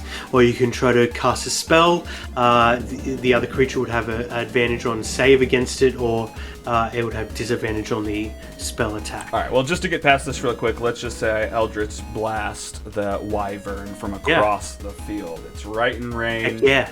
Blow. Let's get a good one. 23? You have one or two of those. I've got One of those? One of those. Yeah, should- 23, you should- you said? Yeah. Should I have more than that? You should have like 3. I could on the same turn. Oh, count 3. Yeah. 3 beams. Yeah, but Yeah. all of them have disadvantage because of the stunned thing. That's right. 2 beams at 5th level. I gotcha. Okay. Oh, so I got to roll again just for the disadvantage. 3 at 11th. I'm pretty sure. Oh, we're it's at three 11. beams Yeah, at yeah. 11. So 3 Yeah. at 11. Nice. Okay. All right. Hang on. So, all right. This is get out of the way. Shh, this is fucking pull out. All right. So this is the second half of that roll. Oh, great. 13. So first roll misses. I've got 3. So this one. Hang on. I gotta resize this one. Well, does the 13 hit? The wyvern? I thought the AC was 18. The wyvern is 18. Yeah. But I got 3 blasts, so let's do it again. Let's see if this comes out. All at disadvantage as well. What do you hold for disadvantage? Alt Control. Control. Oh, I thought I oops. did, but it didn't work. Okay, another 23. Yeah, it's probably not set up. Give me I another don't have the 13. mod Oh, you great. Another fucking shit. Okay, here's another one. Another one. Let's do it. Let's get at least one of these. Okay. 18. 18. And Oh, but it's disadvantage. 25. Oh, it's Hey. disadvantage. Okay, 18. That lands. So let's Heck get yeah. my damage out. And I get a +1. It doesn't matter. Yeah, plus 1 to 12 that damage. plus 1. So 13. Oh, and that 13. roll, yeah. 13. Not bad. Awesome. So on. Oop.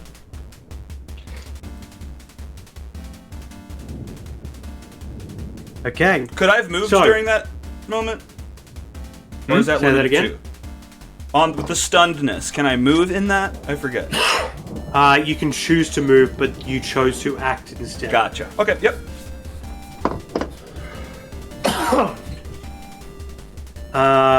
So. Yep, now it is Zog's turn. All right. I'm going to go reckless on this. Get rid of my disadvantage. Or And I'll go for this guy first, one in between me and Codswell. 29. that'll hit.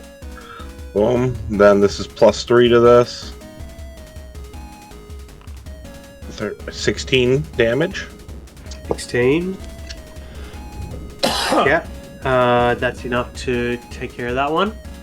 And then I'm going for this one right in front of me. God, you guys are getting so close. 23. To hit, yeah. I'm pretty sure you're just taking these out. Just one hit, one kill. It may as well be minions. 14. To damage? Yes. Yep. Yeah. I mean, it's all adding up.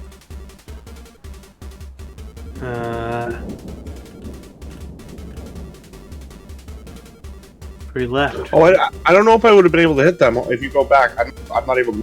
I'm not close enough. I may not be close enough to him. It's all like in my mind's eye. Okay. You're all up there in the mix. Yeah. Well, that is the end of Some- Zog's turn.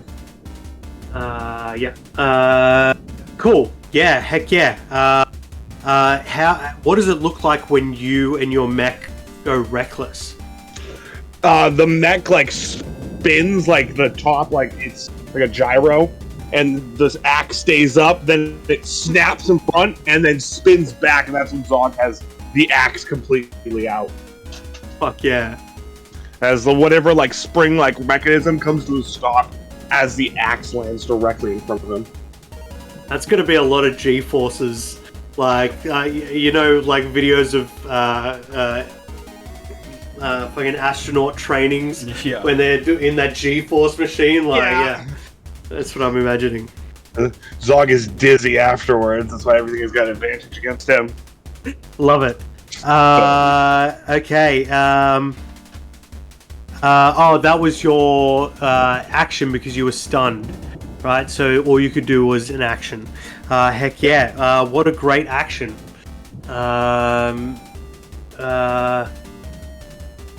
So Next is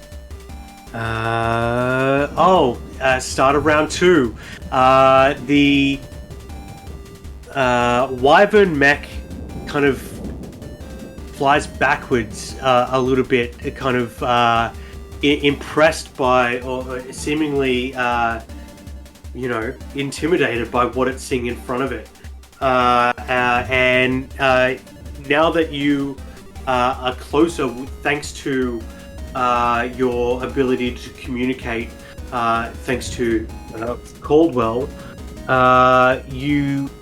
once you're close enough, you can see now that your senses are indicating a person inside, a pilot inside this, what seemed to be a wild mech. And they haven't communicated to you, they haven't addressed themselves, but there is someone in there.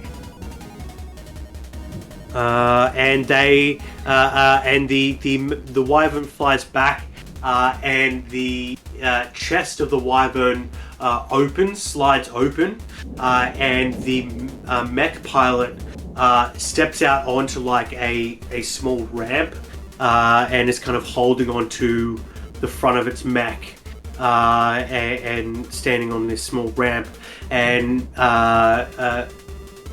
addresses you all for the first time, and says, "Have they sent you to kill me before I ascend?"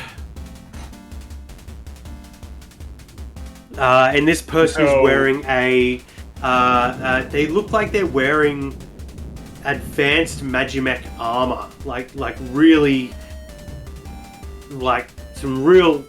Let me get my description up. They're covered in formidable Magimech armor, almost like a mini mech themselves. They actually, more surprisingly than most things you've seen so far, he steps off the edge of the ramp of his Magimech, and starts floating in the air with like jetpack, like a small jetpack device on his own back, a personal jetpack device. And you see that the armor covers the entire, their entire face, and covers their entire face, and the visor shifts up, and you can see beneath the visor, you can see the flesh of a person, but it's kind of melded into the Magimech armor that is covering the rest of their body. There in fact isn't much flesh left. This person is almost entirely overtaken by Magimech technology. But once you get a glimpse of their face, your senses read their facial structure, and it tells you that this person is Ragnar Raval, a former Magimech pilot known across the world, famous, who went missing in action decades ago. And they say to you, it's an insult that they only sent 3 of you. This would be easier than I thought. And he pulls a longsword that shines with a silver reflection that appears to be more like a shard of existence itself, forged into the shape of a blade rather than actually metal. And they say, once we harness the absorption abilities of this town for ourselves, to gain even more electrum radiation, we will finally become a true dragon, like the glorious creatures of ancient times, and rule over this fractured world once again. Nothing will stand in our way, not even a fake dragon like yourself. You pitiful little thing. He says to you, Wolf. Well, the mech that Wolf is piloting just turns to face him. As he turns on his loudspeakers.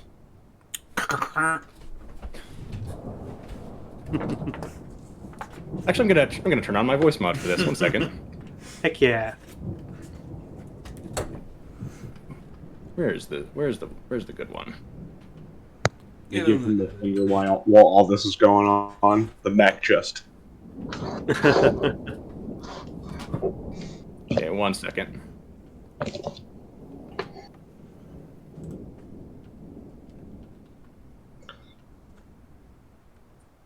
The dragons all died. Wait, no, not that one. The dragons all died out for a reason.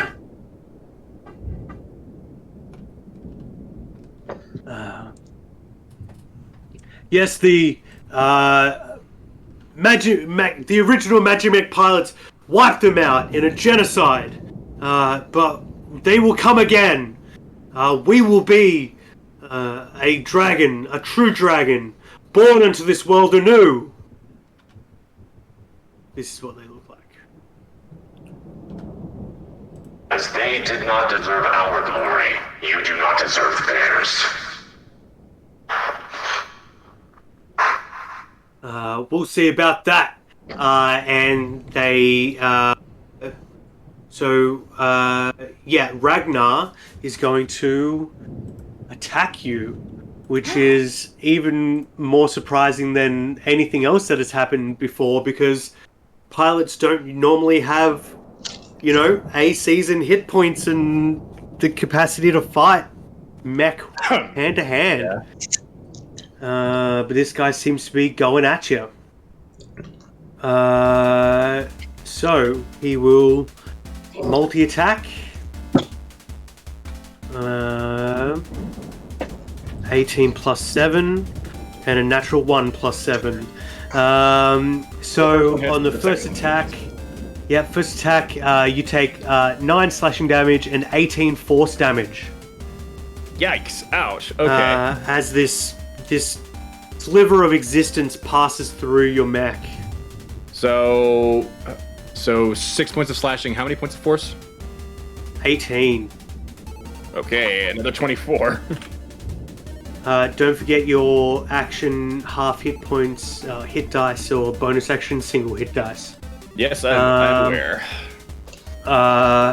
And the second one, as it goes to take a second slash at you, just before you think it's about to hit, this creature kind of shifts and becomes a lightning bolt and shifts 30 feet to a different location, to an unoccupied location.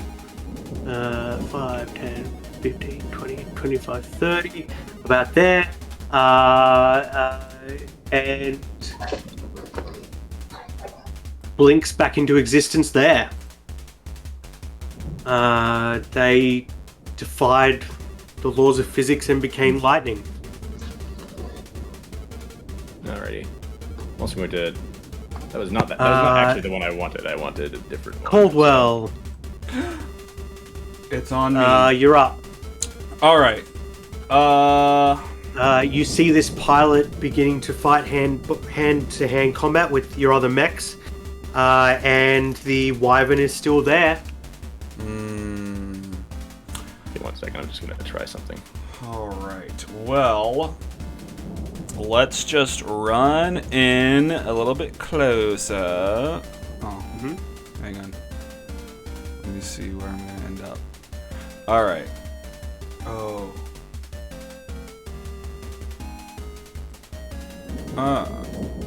Sorry, it's hard to remember. All right, so I'm pretty sure there's 60 feet. That's bonus action dash. Get to there. And then I guess I'm just going to start blasting. Heck yeah. So we'll do the first guy, one of the dude. 27. One of the dude. 27 hits. Yep. All right, let's get a bunch of damage here. 10. All right. Oh, plus 1. Also 11.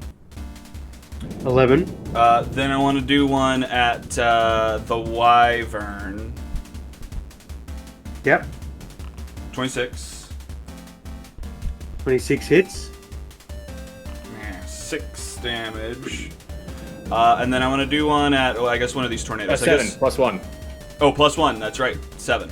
And then one of these tornadoes. This one here. I'll do another blast at him. 16 Yeah. Wait, 16 to hit. That hits. on a tornado. Nice. All right. 8. No, 9.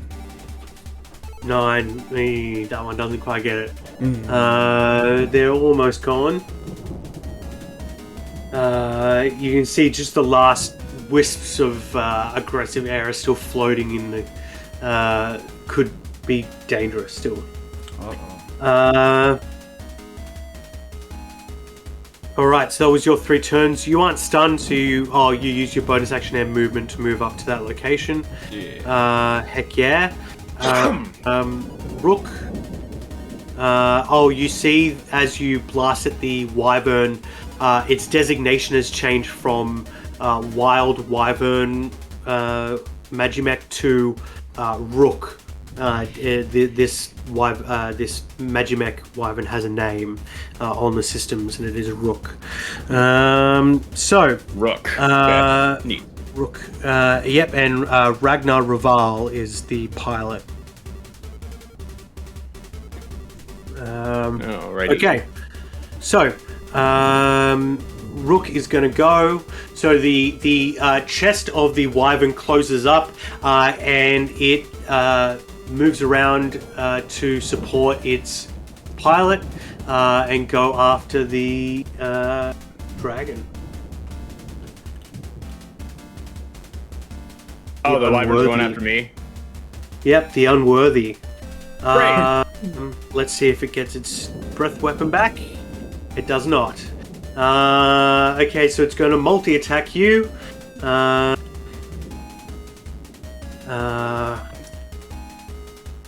16, 14,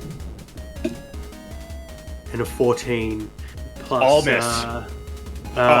Sorry, plus 9 to all of those. So all of those hit. All of those hit. And the claws need 5-foot reach, so yeah, I'll move right in. So you get... Let me see something here. Take a look.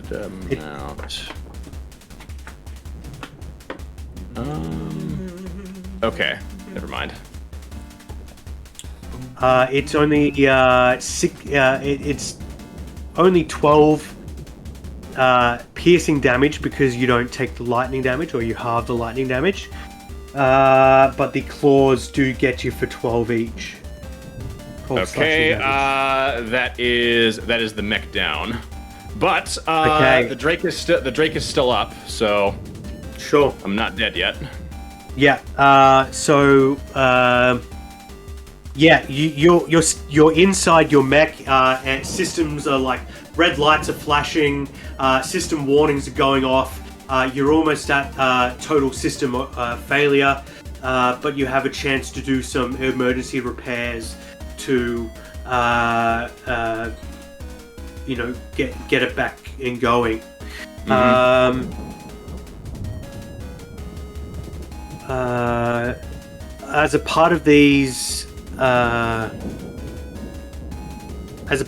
death saves, I will give you the chance to use your healing ability if you like, as well. Just Okay. if you want to go with the death save, sure. But if you want to spend that action to do half hit dice, you're also more than willing to do that. It just depends on how lucky you are versus the resource management or resource sacrifice. Well, you have to get okay. a 20 to come back up. So Yeah, Yeah. exactly. So you're still capable of doing stuff as your the pilot, because what is down right now are your mech systems, so only your class features are unavailable right now. But your background and race features are still available. well, the drake can act independently of me.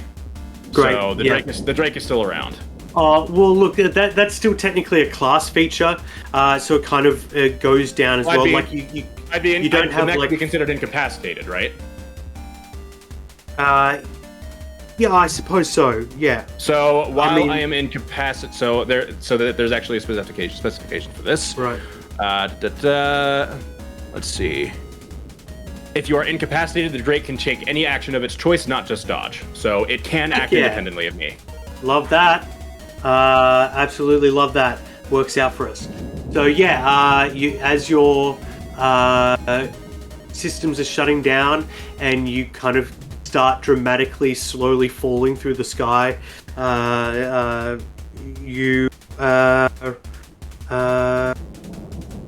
you've still got your Drake there. Yeah, heck yeah. Yep.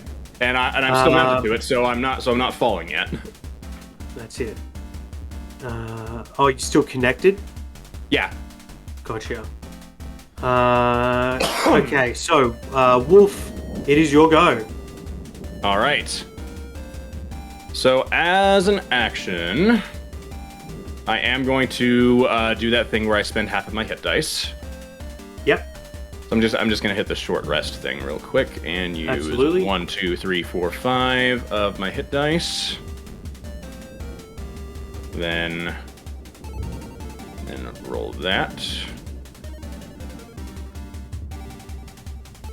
So I heal for 30. Yep. All right, you now have a bonus action and movement and reaction. Go for it. You've just used your action. 30.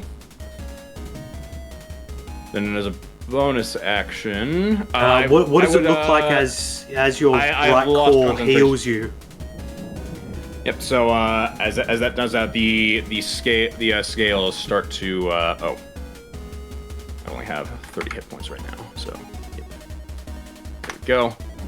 Just needed to adjust that. So some of the scales come back and start to stitch together parts of the torn steel and just kind of the blue-colored metal. As he comes back up, uses a bonus action to dismount from the... he's going to use part of his movement to dismount from the Drake. And he is going to choose to fall. Okay. So you're getting out of your mech? No. The mech is going to fall. Gotcha. The mech, and then it says when I choose to fall, I immediately fall 500 feet. So I'm assuming we're up a significantly higher height than that. You're much higher, yeah. And as he's falling, he is going to call out. He's going to call out using his loudspeaker, and I selected the one that I actually wanted now. Retreat to the town!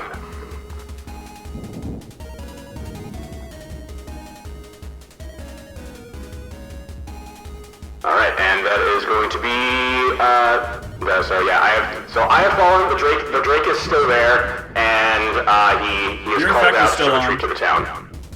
Oh, is it? Yeah. Oh, my bad.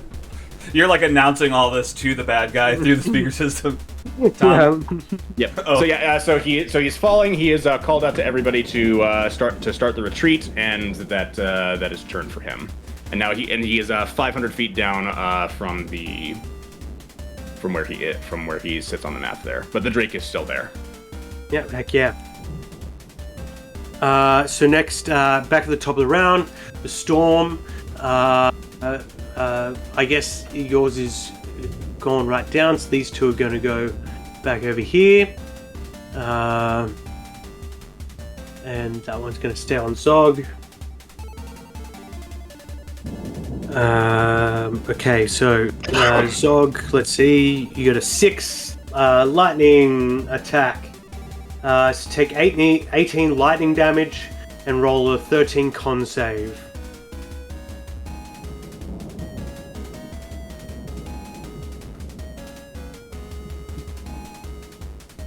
You're still muted. And Coldwell, you got a multi-attack, so air elemental, an 11 to hit. An 11 plus 8 to hit. Is 19, or a 2 plus 8 to hit is a 10. What's he hitting me with? I guess- Slam attacks. Oh, okay. So one of them hits, right, with a 19. Sure thing. Then take 14 bludgeoning damage. All right. And Zog, how'd you go with that DC 13 con save? 24. Oh, and I heck have yeah. lightning damage, right? Oh, raging. Yes, you halved the lightning damage, so 18 down to 9, and then you are not stunned. Golden. So, Zog, it's your go. All right. So this storm's getting my axe to it. Mm-hmm. Taking the axe. I'm gonna guess a 24 hits. 24 does hit, yep. And this is plus 3. 18 plus 3. 21. Yeah. That'll take it down. This storm is hanging by a thread. It doesn't have much collective health left. Next is... Yeah, anything else? Yep. I'm gonna use my boost this way to try to get these things off of him, and look at Caldwell and go, "We're legging it, mate." All right. And I'm gonna take a swing at this thing. That definitely. And this is plus 3 for the damage. Yep, that'll hit. Same again, 21 damage. You've thoroughly kicked this storm's ass. And you swing through, and with a force so strong that it dissipates the last 2 storm clouds. All right. Then I'm gonna get. How far did I move? I was there. About 3. You got about 3 more. Get away from him! Get away from him! No! And then you said 3 more. Oh yeah. Yeah. That right? Like 20 more feet. Yeah. Okay. All right. It's a bit wibbly wobbly because you're in large form, so it's not like one square is to the corner of your token, but that's kind of what I'm imagining. I guess because I'm used to it being in medium size. Yeah, it's fine. Does it work? You guys are fucking powerful flying creatures. You golden. We're good. Golden, flying away, boosters skipping. Oh, can I? Yeah. Can I bonus action that hit die thing? Absolutely. Bonus action, 1 hit dice plus con. 9. Okay. Ragnar's go. So Ragnar says, running away already. This was just getting fun. And... Oh, only after it hits can he teleport. Oh, but at the start of his turn, he regains 10 hit points. That's good to know.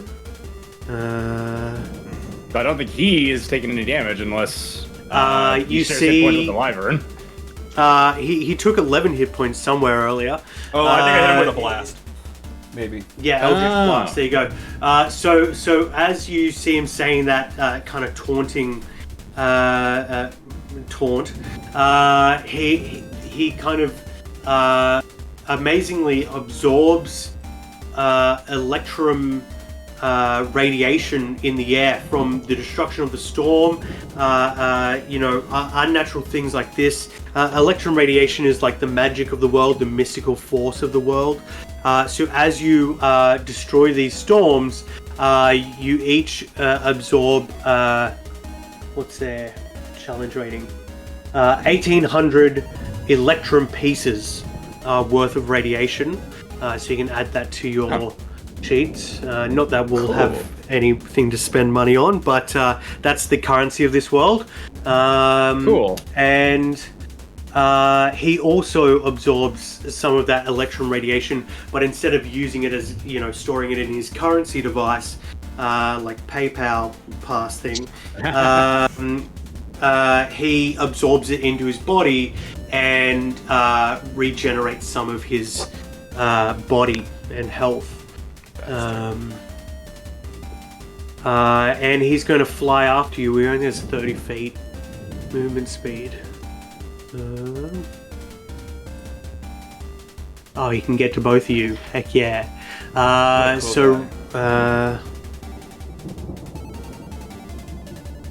Well, Zog didn't touch him, but you blasted him. That's true. So yeah, I think he's going to take some payback on you. Okay. And say, barely a scratch. Rookies like you will never be able to touch me. And he takes a swing at you. He has 2 swings with his longsword, plus 7 hits, 17 on the first one. Oh, it hits? Hellish Rebuke. Hellish Rebuke. So, you take 9 slashing damage and 18 force damage. And when he has to do a dex save. Hang on. What is it? 9 and 16, so 25 damage? 18 force damage. 18 and 9 plus 18 is 27. 27. Alright, got the damage down. Alright, yeah, let me look at where it's listing my Hellish Rebuke.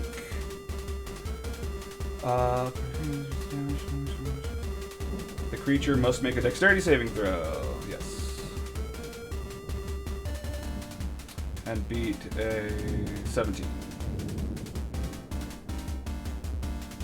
Well, that's a 4 plus 0 deck. No, 2 decks plus 2 decks.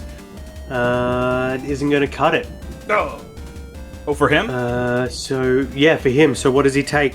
He takes 60-10. Let's take a look here. Whoa! 30 damage. Oh, because you're a warlock. That's Fuck yeah, right. dude. Holy damn. 30 damage. You don't fuck with me. He tries to take another swing at you, but that one was only a 6 plus 7, so it's a 13.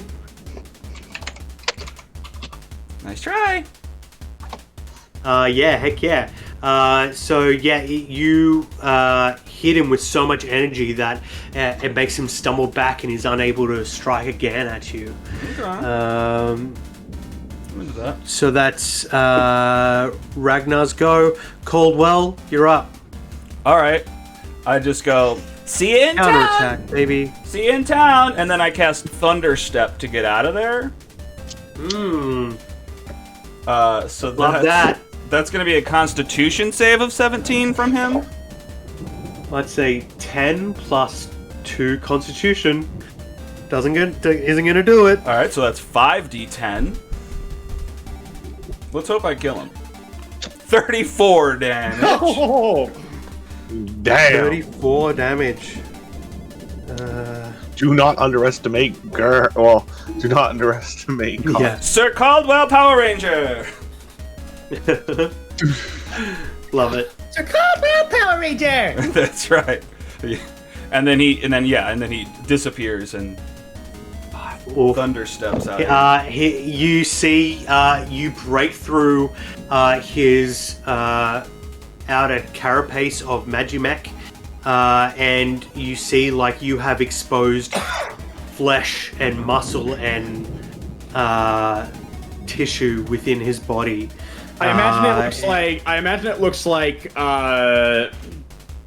fucking what was his name? Akira. Exactly. Akira. Oh yeah. Oh, for yeah, sure. yeah. Yeah. Oh, I broke him. It pulls beneath, and yeah, it looks like it's struggling to reattach itself and fix itself. This is huge damage compared to what it can usually handle. Yeah. Tetsuo was his name. Tetsuo. Okay, so yeah, and you got the fuck out of there. Hell yes. That's awesome. Anything else for your turn? I think that was just your action and bonus action. I think that was just I don't know what Action? Thunderstep That was takes, just but I don't think action. he used any movement. Hellish was just a reaction, and then it was my turn, so that's action, no actual movement. Well, wait, I only went... yeah, that's fine, that's it. Well, you can still move, so you can like move further away. Alright, Absolutely. well, I moved further away then. I'm not counting the spaces, I don't know. Or, I mean, I don't know if we're actually out of it, or if he's going to keep chasing. Hang on, let me actually count this. That was an awesome counterattack, so take inspiration from me for that one. Yeah, let's move on. Next is Rook. So the Wyvern is going to see that happen, and he's going to disengage from, not disengage, but he's going to move away from your offspring. So if they have an opportunity attack, they can take it. It's not my offspring, but okay, sure. Yeah. You Same birthed thing. him from your Created chest. it. All right. So here we go. Drake. Pull my sheet back up. Then, stat block. Pull up the stat block. Okie dokie. So its attack is +3 plus my proficiency bonus, so that's going to be a d20 +7. +7 to hit. Roll. Natural 1. Rough one. So it slips past you, so desperate to get to its pilot, and it gets with its movement speed. It flies over here and scoops up Ragnar as he kind of starts falling through the sky a little bit, just out of shock. He's kind of out of it for a second.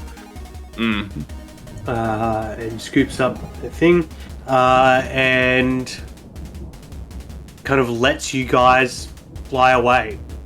The Magimech kind of stays defensive, but doesn't give chase. So you guys make it back to town ahead of this storm. You maybe have less than an hour before it hits the town proper. On the way back, Wolf is going to do a little bit of cure wounds on himself. I'll do that at second level on me. Mm-hmm. Will there be time to rest in town before it gets there, or probably not?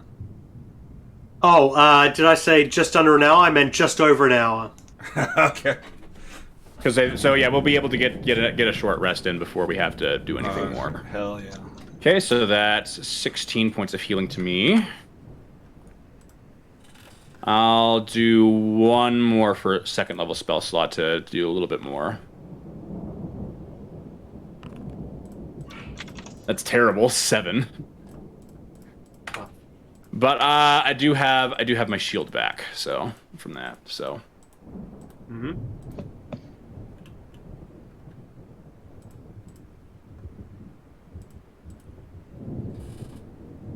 All right.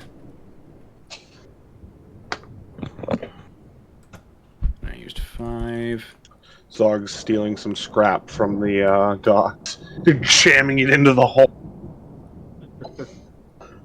So I'll go ahead and start rolling some hit die for his short rest.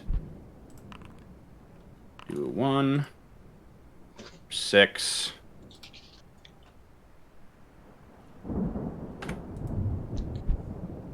I love that combo, by the way. The Thunderstep Hellish Rebuke. Yeah, that was just great. That was just so like excited. I insult you. Goodbye. Yeah, exactly. Well, it was great that he hit me. You know, I was planning to Thunderstep, but the double action was perfect. Mm-hmm. Still roll another one.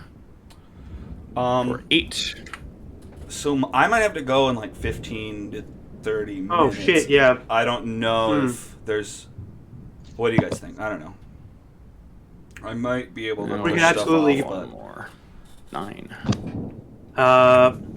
We could absolutely call it and, just save it for another day. But we could also express, post the last few rounds and just say like, we have 2 rounds to go Nova. Let's fucking do it. What do you guys think? You know Yeah, what we I could mean? do that. We could Just go Nova. we could just do like the first couple, do the first couple rounds. So Are you if we good for don't that, finish Tom, up, or- we can finish up like next time or At something. the end of those 2 rounds, like either they're gonna be dead or you're gonna be dead. Let's make Okay. it happen. All right. Okay, so what's your time limit? Half an hour? Yeah, half an hour. I mean, I can probably push to the edge of that, but yeah.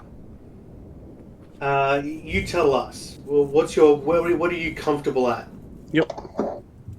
I mean, once it gets to that half hour, it's not as a hard out. I just have some stuff to Sure. do. Absolutely. So yeah, I mean, Well, 30 minutes. I'm setting on a timer right now. all right. So we will at the end of that 30 minutes, we will resolve this one way or another. Well, we'll Okay. check in and see where we're at. Yeah. Absolutely. Anything else you guys are doing before we get onto the final battle? Just For one thing, Wolf is I think he wants to say he's going to do one more first level cure wounds on himself because he wants to save his hit dice for some of that bonus action healing. So one more first level cure wounds for 10. That was actually very nice to have. Heck yeah. 10 healing. Is there any scrap metal that I could fashion, like on my like a dragon's head on the front of it with some of the scrap metal, just to aggravate him? There's like an old figurehead from a ship that's in repairs right now that is in the shape of a dragon, but it's a sexy female dragon. Bolting it clean to the front, like clink, clink, clink, clink. Perfect. Awesome.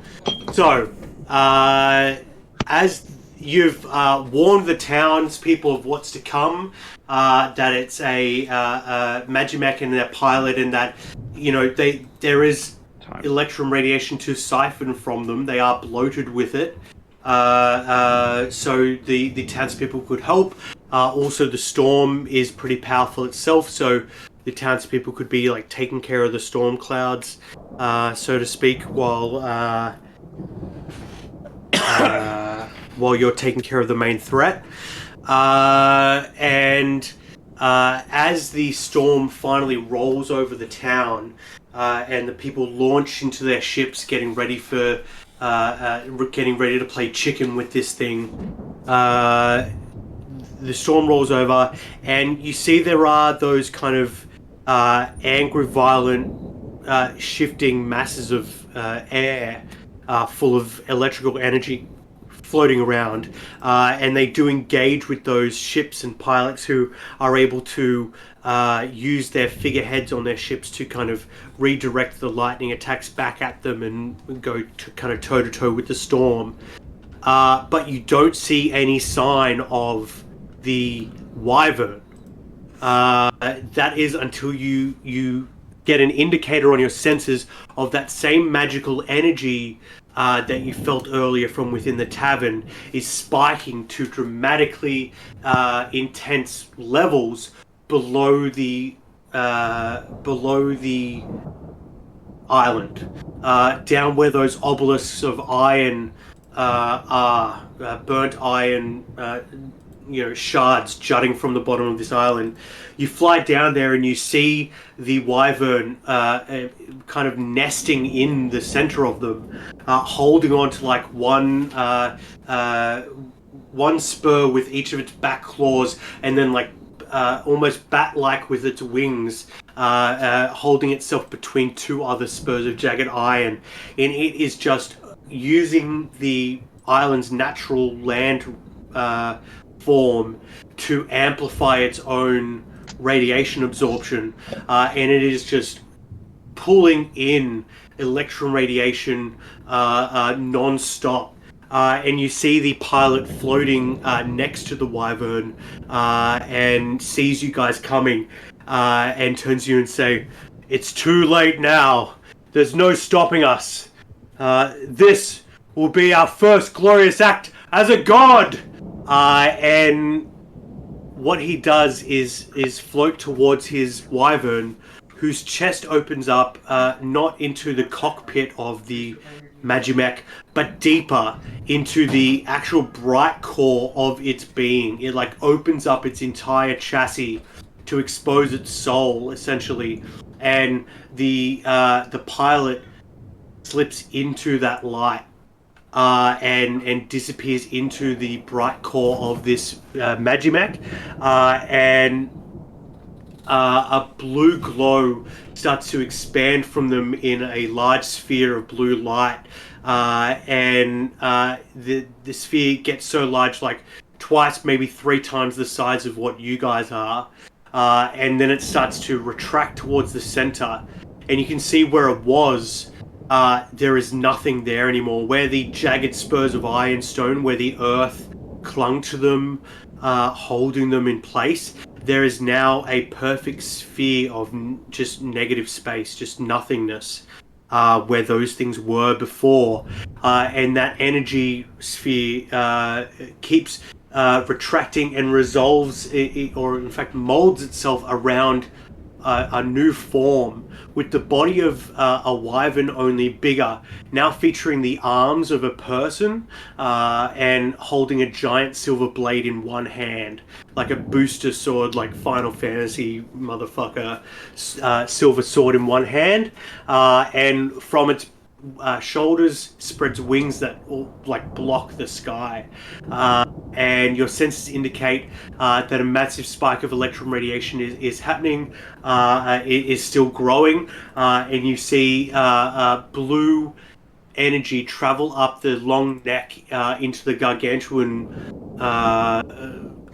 lizard-like head of this dragon leviathan, and you hear a voice echoing from it that says, "Now you will experience the true power of a dragon." And your system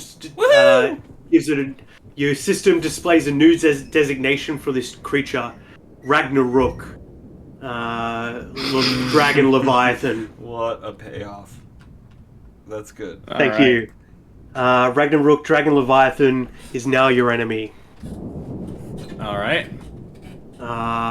And you're like below the island surface, but you would be like somewhere in this kind of town area. So suffice it to say, you'll be fighting in, around, and under this town. Okay, so do we go to a different? Do we go to a different map? Or no. There's no map for the bottom side of the island. As it would just be kind of clear sky below it. We could absolutely go to a... no, I did have the other storm set up, so if we'd stayed out, but we may as well just say it's happening right below the island.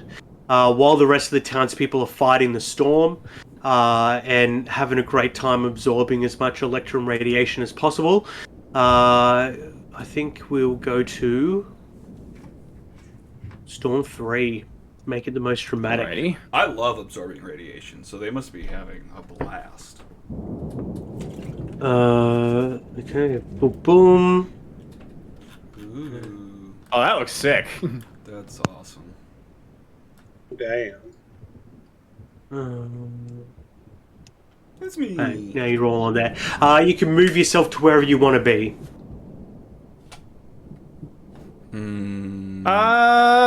This is fine. Right there. Just right. In his face. Absolutely. I don't know if I want that right now. I'll just be here for now. Alrighty. Drake over to like the far side of me. Okay, we have 20 minutes, so let's get one round, 10 minutes. Alright. The storm doesn't go because it's being taken care of by your allies. So Zog, you're up. Alright. Zog's going reckless. Reckless, heck yeah. Alright. Here comes the first one. And his speed is reduced by 10 every time I hit him. 26 okay. hit. Sure. Does it stack? It's not only when I... Because it's slashing damage. I have the slashing speed. 18 slashing damage. Is it every time you hit him, or just once per turn? I think it's just once. Let me double check though. That makes sense. Either way, that's cool. Yeah. Once per turn, yeah. Once per turn. Yeah, cool. So, what damage are you doing? He's got an AC. Ooh. 18. What were those hits? 26. So I would have bonus action range. 22? So I did 18. It would have. It was a 20 because I have advantage because I'm attacking reckless, and everybody has advantage on me. So it was a 26 and a 14. 26 and 14. 26 does hit. 14 does not. So the damage for the 26 was 21 because I'm raging. Yep. 21 right. points of 21. slashing damage.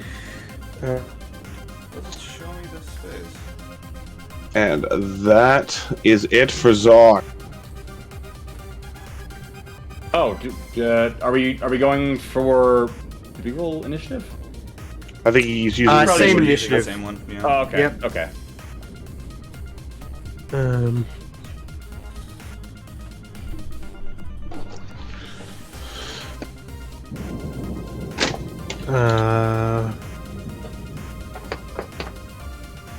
I don't know if it matters. Okay, My app so- is magic.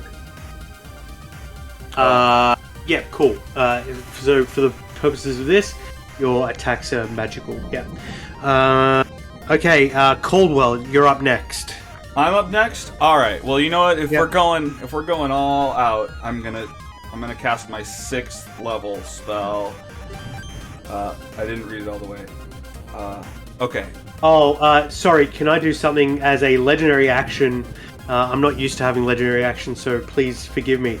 I will use a legendary action to blink step. The entire Leviathan will become magical electricity and teleport itself to a 60-foot space. It's going to move over here. Cool. Away from the threat that rushed up to attack it. So go for it. You were casting a spell. Hopefully Maybe. that'll hit it anyway. Hang on, let me finish the rest to make sure this is going to be the best.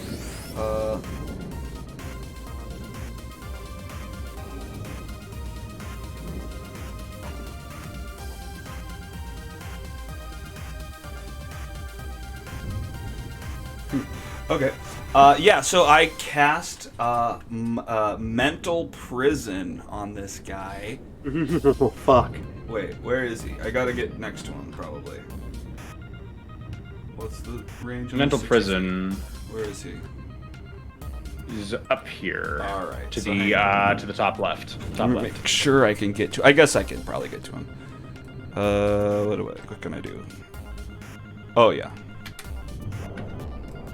All right, so that's easy. a bonus action dash to get up. Oh, I don't need to get that close. What am I talking about? I'm moving back. Actually, I just want to see what's the maximum distance I can be. Well, I probably didn't even have to fucking move. Okay. Probably not. Alright, I'm just gonna stay here then. I'll cast Mental Prison on him. He perceives around him, what would he be totally scared of? It's just a bunch of me, maybe. Sure. So you multiply yourself within Yeah. It's you- the storm clouds. It's a bunch of you singing the Doom song. Yeah, that makes sense. And running circles around him. Alright, great. Yeah, he's flabbergasted. So give me What do you want me to say? an Oh, yeah, what do you need me to roll? intelligence saving throw. 17. Oh, he only has a +4 to intelligence. Good. Uh, I plan to destroy this and that's a guy right now. 17 +4. Oh, that's what you got. 21. Shoot. So he Yeah. takes 5d10 damage, even Still succeeding. 5d10 damage. Even succeed. That's still pretty good. Psychic damage, yeah? Yeah. All right, hang on. Heck yeah. 5d10. I'm just gonna roll it here. 33 damage to him. But unfortunately, the versions of me surrounding him go away. Okay, what was the damage, sorry? 33. Oh, 33? Heck yeah. 54. Heck yeah, good start. Okay, so next is Wolf. Okay, Wolf. He's going to. Okay, let me pull up the spell again.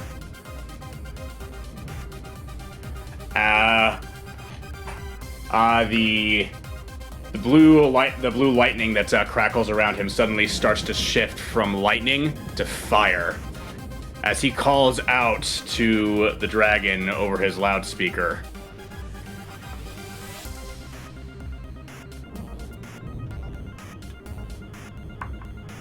The age of the dragons is no more. Your gods are old. They will only return when they become new. As he casts a Chardalon Stride. Sure. What's that?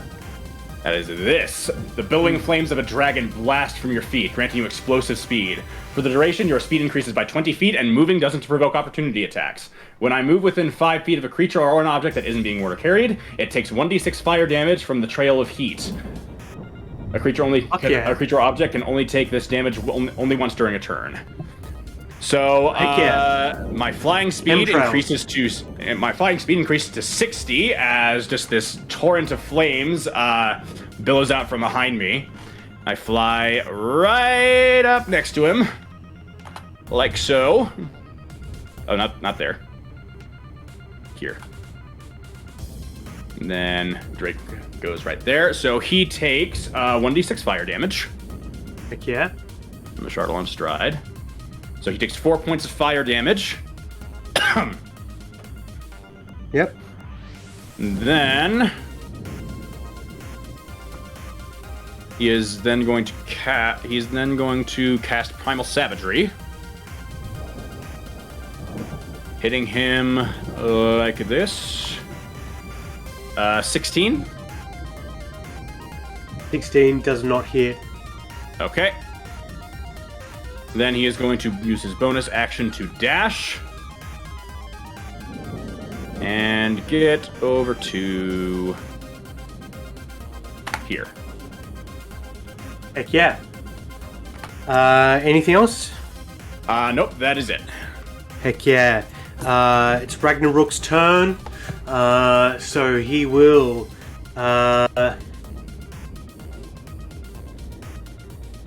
go in to attack. You Have we hit him yet? seem to be making a nuisance of yourself. Yeah, he's Do we notice got him absorbing damage. energy like we saw the other guy? It does not seem like this creature has the healing capabilities it did before. But it does have the ability to resist some legendary things. Well, I holster my chill touch then. Okay, so at the end of your turns, I could totally do other legendary actions. So at the end of your turn, I'm going to make a tail attack at you. I'm going to make a wing attack. I'm going to make a wing attack because that costs 2 actions. It also got 2 actions this turn. What's the range on that? Because I'm 60 feet away from him. I ended my turn 60 feet away from him. Yep, sure. So what do I need to get into range? And I can't get into range because I would have to spend another legendary action or move to do that. Yeah, good point. Then I'll just have to do tail attack, but you move because it's not a attack of opportunity, it's just a thing. That's rough. Negating my legendary actions. So, at the start of its turn, It's going to move towards you. It's going to chase you. You All right. have insulted it too many times. Oh, it had -10 to movement speed, right? It did, yes. Okay, so where was I? There. Oh, I could still make it with 70. Because it was 80, now it's down to 70. That's pretty good. Yep, so he can still make it to me. Absolutely. So, multi-attack makes 3 attacks. So, it's going to make a bite on you. It's plus 16 to hit. Oh no. Plus 16 okay, so that's a okay. 9 plus 16. Yeah. That's a 20 plus 16, piercing damage, 27. but so a 20 piercing damage, but 11 of that, 20 damage, but 11 of that is lightning. So it would be 5 9. lightning damage and 10, 9 slashing damage. So Piercing damage. 14. 9 piercing damage plus 5 is 14. Yeah, Yep, so 14 points of damage to me. 14. Okay, the claw attack, there was a 4 plus 16 and an unnatural 20. That does 16 slashing damage. And the silver greatsword attack. That's a 2. 2 plus 16 is 18. Does that hit? Misses. Ah! This like shard of reality that flashes silver in the light swings down to basically take your mech's head off. How do you avoid it? He doesn't swing hard enough as the floating scales just force it backwards and start to recoalesce back around me. yeah. I have not lost my shield. There are absolutely sparks of energy flashing between the two of you, where the blade is touching your shield. As the Drake's wing just beats and shoves it backwards. Heck yeah.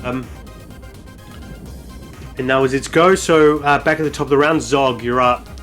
All right. Charging up at it, demanding it to look at me. And I'm going to reckless it. I'm going for it. I'm going for gold. 24. 24. That'll hit. All right. This is +3 to this. Should be 19. 19 damage. Yep. Heck yeah. Going again for my other swing. Crit!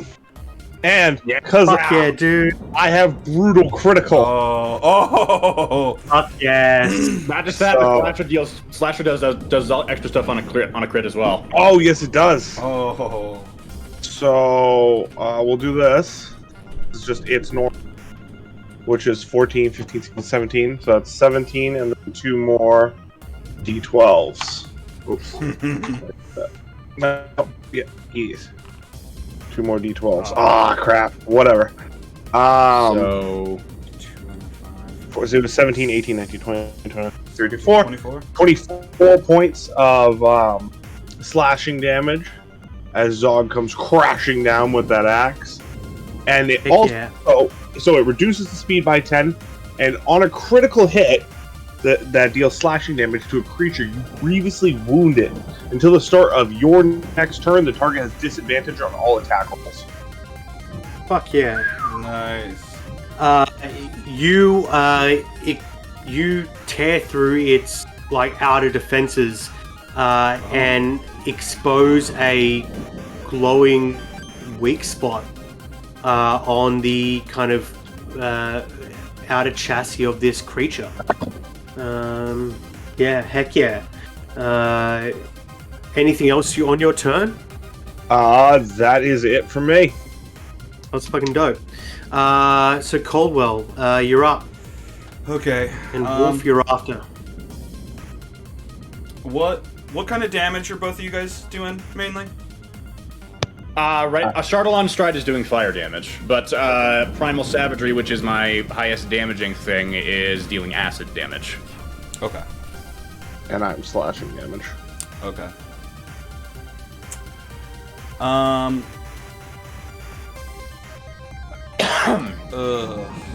just torn between two things.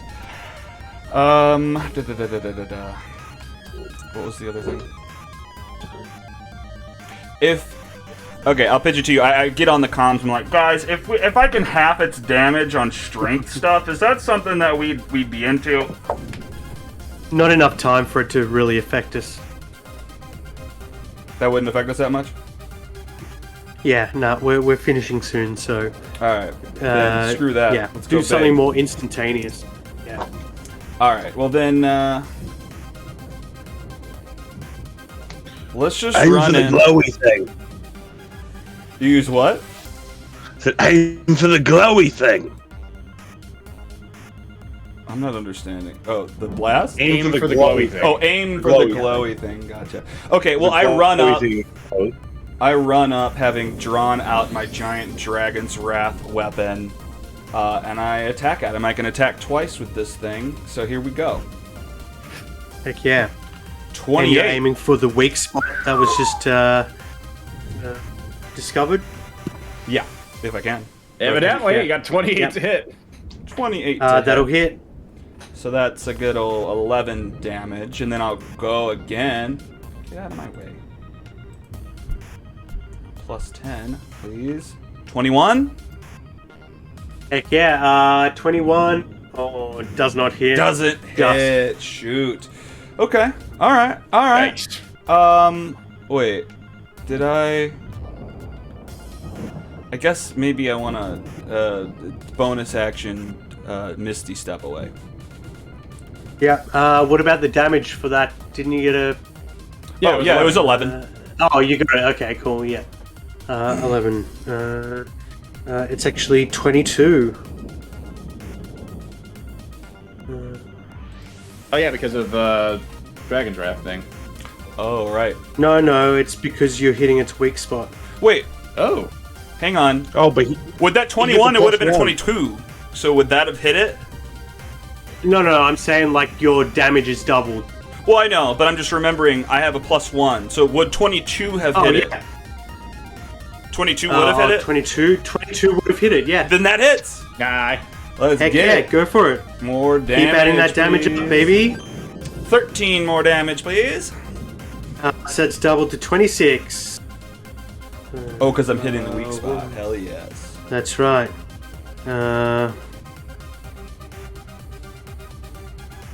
Shit. You know what? Fuck it. I'm not Misty Stepping. I'm Spirit Shrouding. Alright. So if it starts its turn next to me, it's going to take some damage. Heck yeah. Wolf, you're up. All right. He moves up to flank. Oh, that was too far. So 15 to move there.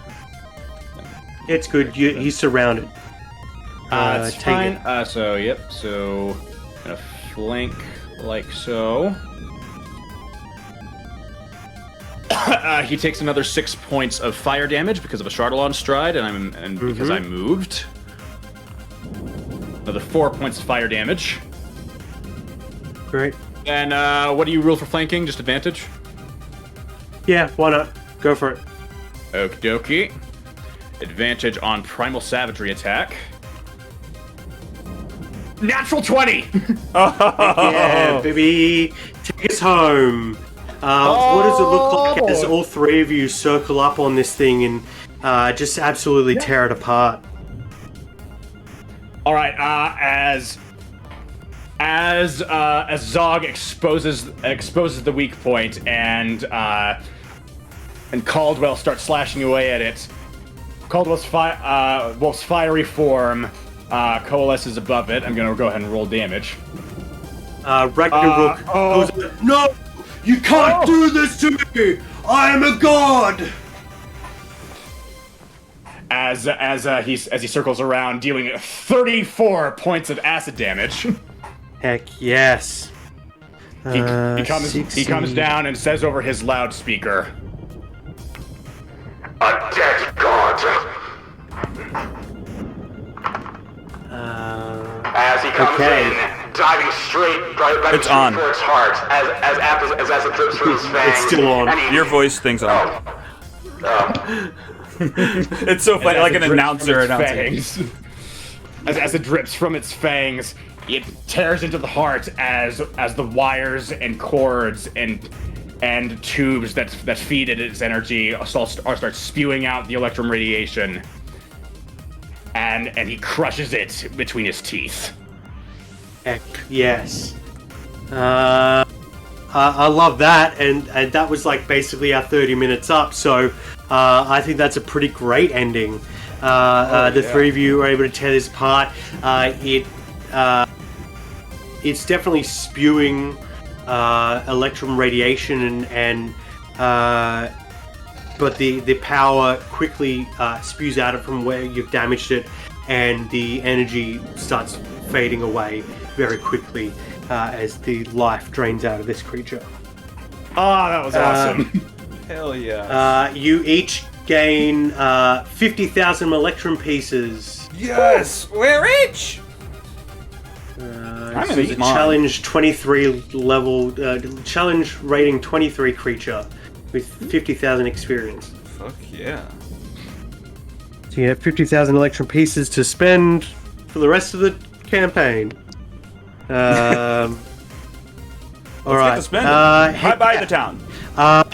As you, as the storm dies down quickly after this moment, and you land back at the town, much like Anakin Skywalker at the end of the pod races, everyone around you is cheering and is so happy for you, and happy that the town was spared any major damage, since most of the damage actually took place below the surface of the island, and you can see that the rich people and religious leaders who were kind of in the lowest levels, safest parts of the power plant, they were the only rooms affected by that sphere of damage that happened when the creature transformed. So those rooms were completely vaporized. But everyone else who hid down there, the normal people who hid down there, who were on the upper levels, they all survived very easily, thanks to you guys. Well, I was gonna say I want to buy the power plant That's just from the poetic. rich people, but they're dead. How poetic. The town might have to take a bit to recover. They don't have as many iron ore pylons anymore, but they'll come back. They'll come back from this easily. And now that they've siphoned so much electron radiation, they're pretty rich right now. Indeed, and Wolf actually spends most of his time on the surface world below. So, yep. Heck yeah. Okay. That's where he found the temple in a mountain on the surface. So, Heck yeah. You recount these tales to people of town, and there are a few kids around who say like, "Wow, mister, I'm going to explore the world just like you one day, in my own Mech." Throw him the keys. Yeah, somebody needs to pilot your buddy. Yeah. That's really good. All right, dudes. Thank you so much. We'll stop it there so Alex can get away. This has been awesome. I'm glad we could scramble this together, and it's been a blast. I'm honored to that you joined me on this. Yeah, I mean, I technically have 10 minutes, but you did great. You did an awesome job. Like, I'm not saying anything. Thanks, I dude. didn't like the other one, but I really liked this one. There I don't know. Just at the beginning, the way that you had the factions and we could choose the different options was cool. Yeah. That was Thanks, pretty dude. cool. Yeah, there's a bunch Look, of cool just stuff. shower me with It was a roses. Neat Thank you. idea. It was a Yeah. neat idea. One thing. I actually. I don't know if Alex is able to do it yet, or like a come back to Icewind Dale yet. But I will actually. Because I didn't know. I actually made plans and I'm going to be playtesting some stuff for. I don't know if you've heard of the Griffin Saddlebag. Yeah, Oh yeah. that's cool. I'm gonna be doing some playtesting for them next weekend. So I will not be able Heck to yeah. join next week if we do. So. All right. I don't think Alright. I don't think it's Maybe going to another be one shot? streamed. I don't okay. think it's going to be streamed. Well, it's but a yeah, playtest, yeah. that's what I'm going to be doing next week. So Well, that's Makes cool. sense. We'll have fun. yeah, Well, cool. Hell yeah. Yeah, so either we can organise another one shot or just take a week off. Otherwise, we will hopefully be back in Icewind Dale in a couple of weeks. Hell yeah. I could run Yeah, can't something. wait for that. Oh yeah. Let's do that. I could run something So random. open to it. Let's have Tom. Give on me something. a night to think of what I'm gonna do, but I'll let you know. Yeah. All right. yeah, for sure. Alex messaged me earlier saying I probably stayed up late and slept in. I absolutely did do that. I was up quite late last night, getting all of this as typed up as I could out of my brain and onto paper. Yeah. Yeah. I had a lot of fun. Yeah. I yeah, had a this good time. was cool. dudes. I I'll, enjoyed it. I appreciate that, everything. And I'll talk to you guys soon. All right, man. It's been a blast. See All you. right. care. Yeah, guys. And So long, that's y'all. been the stream. See you guys. Thanks for coming.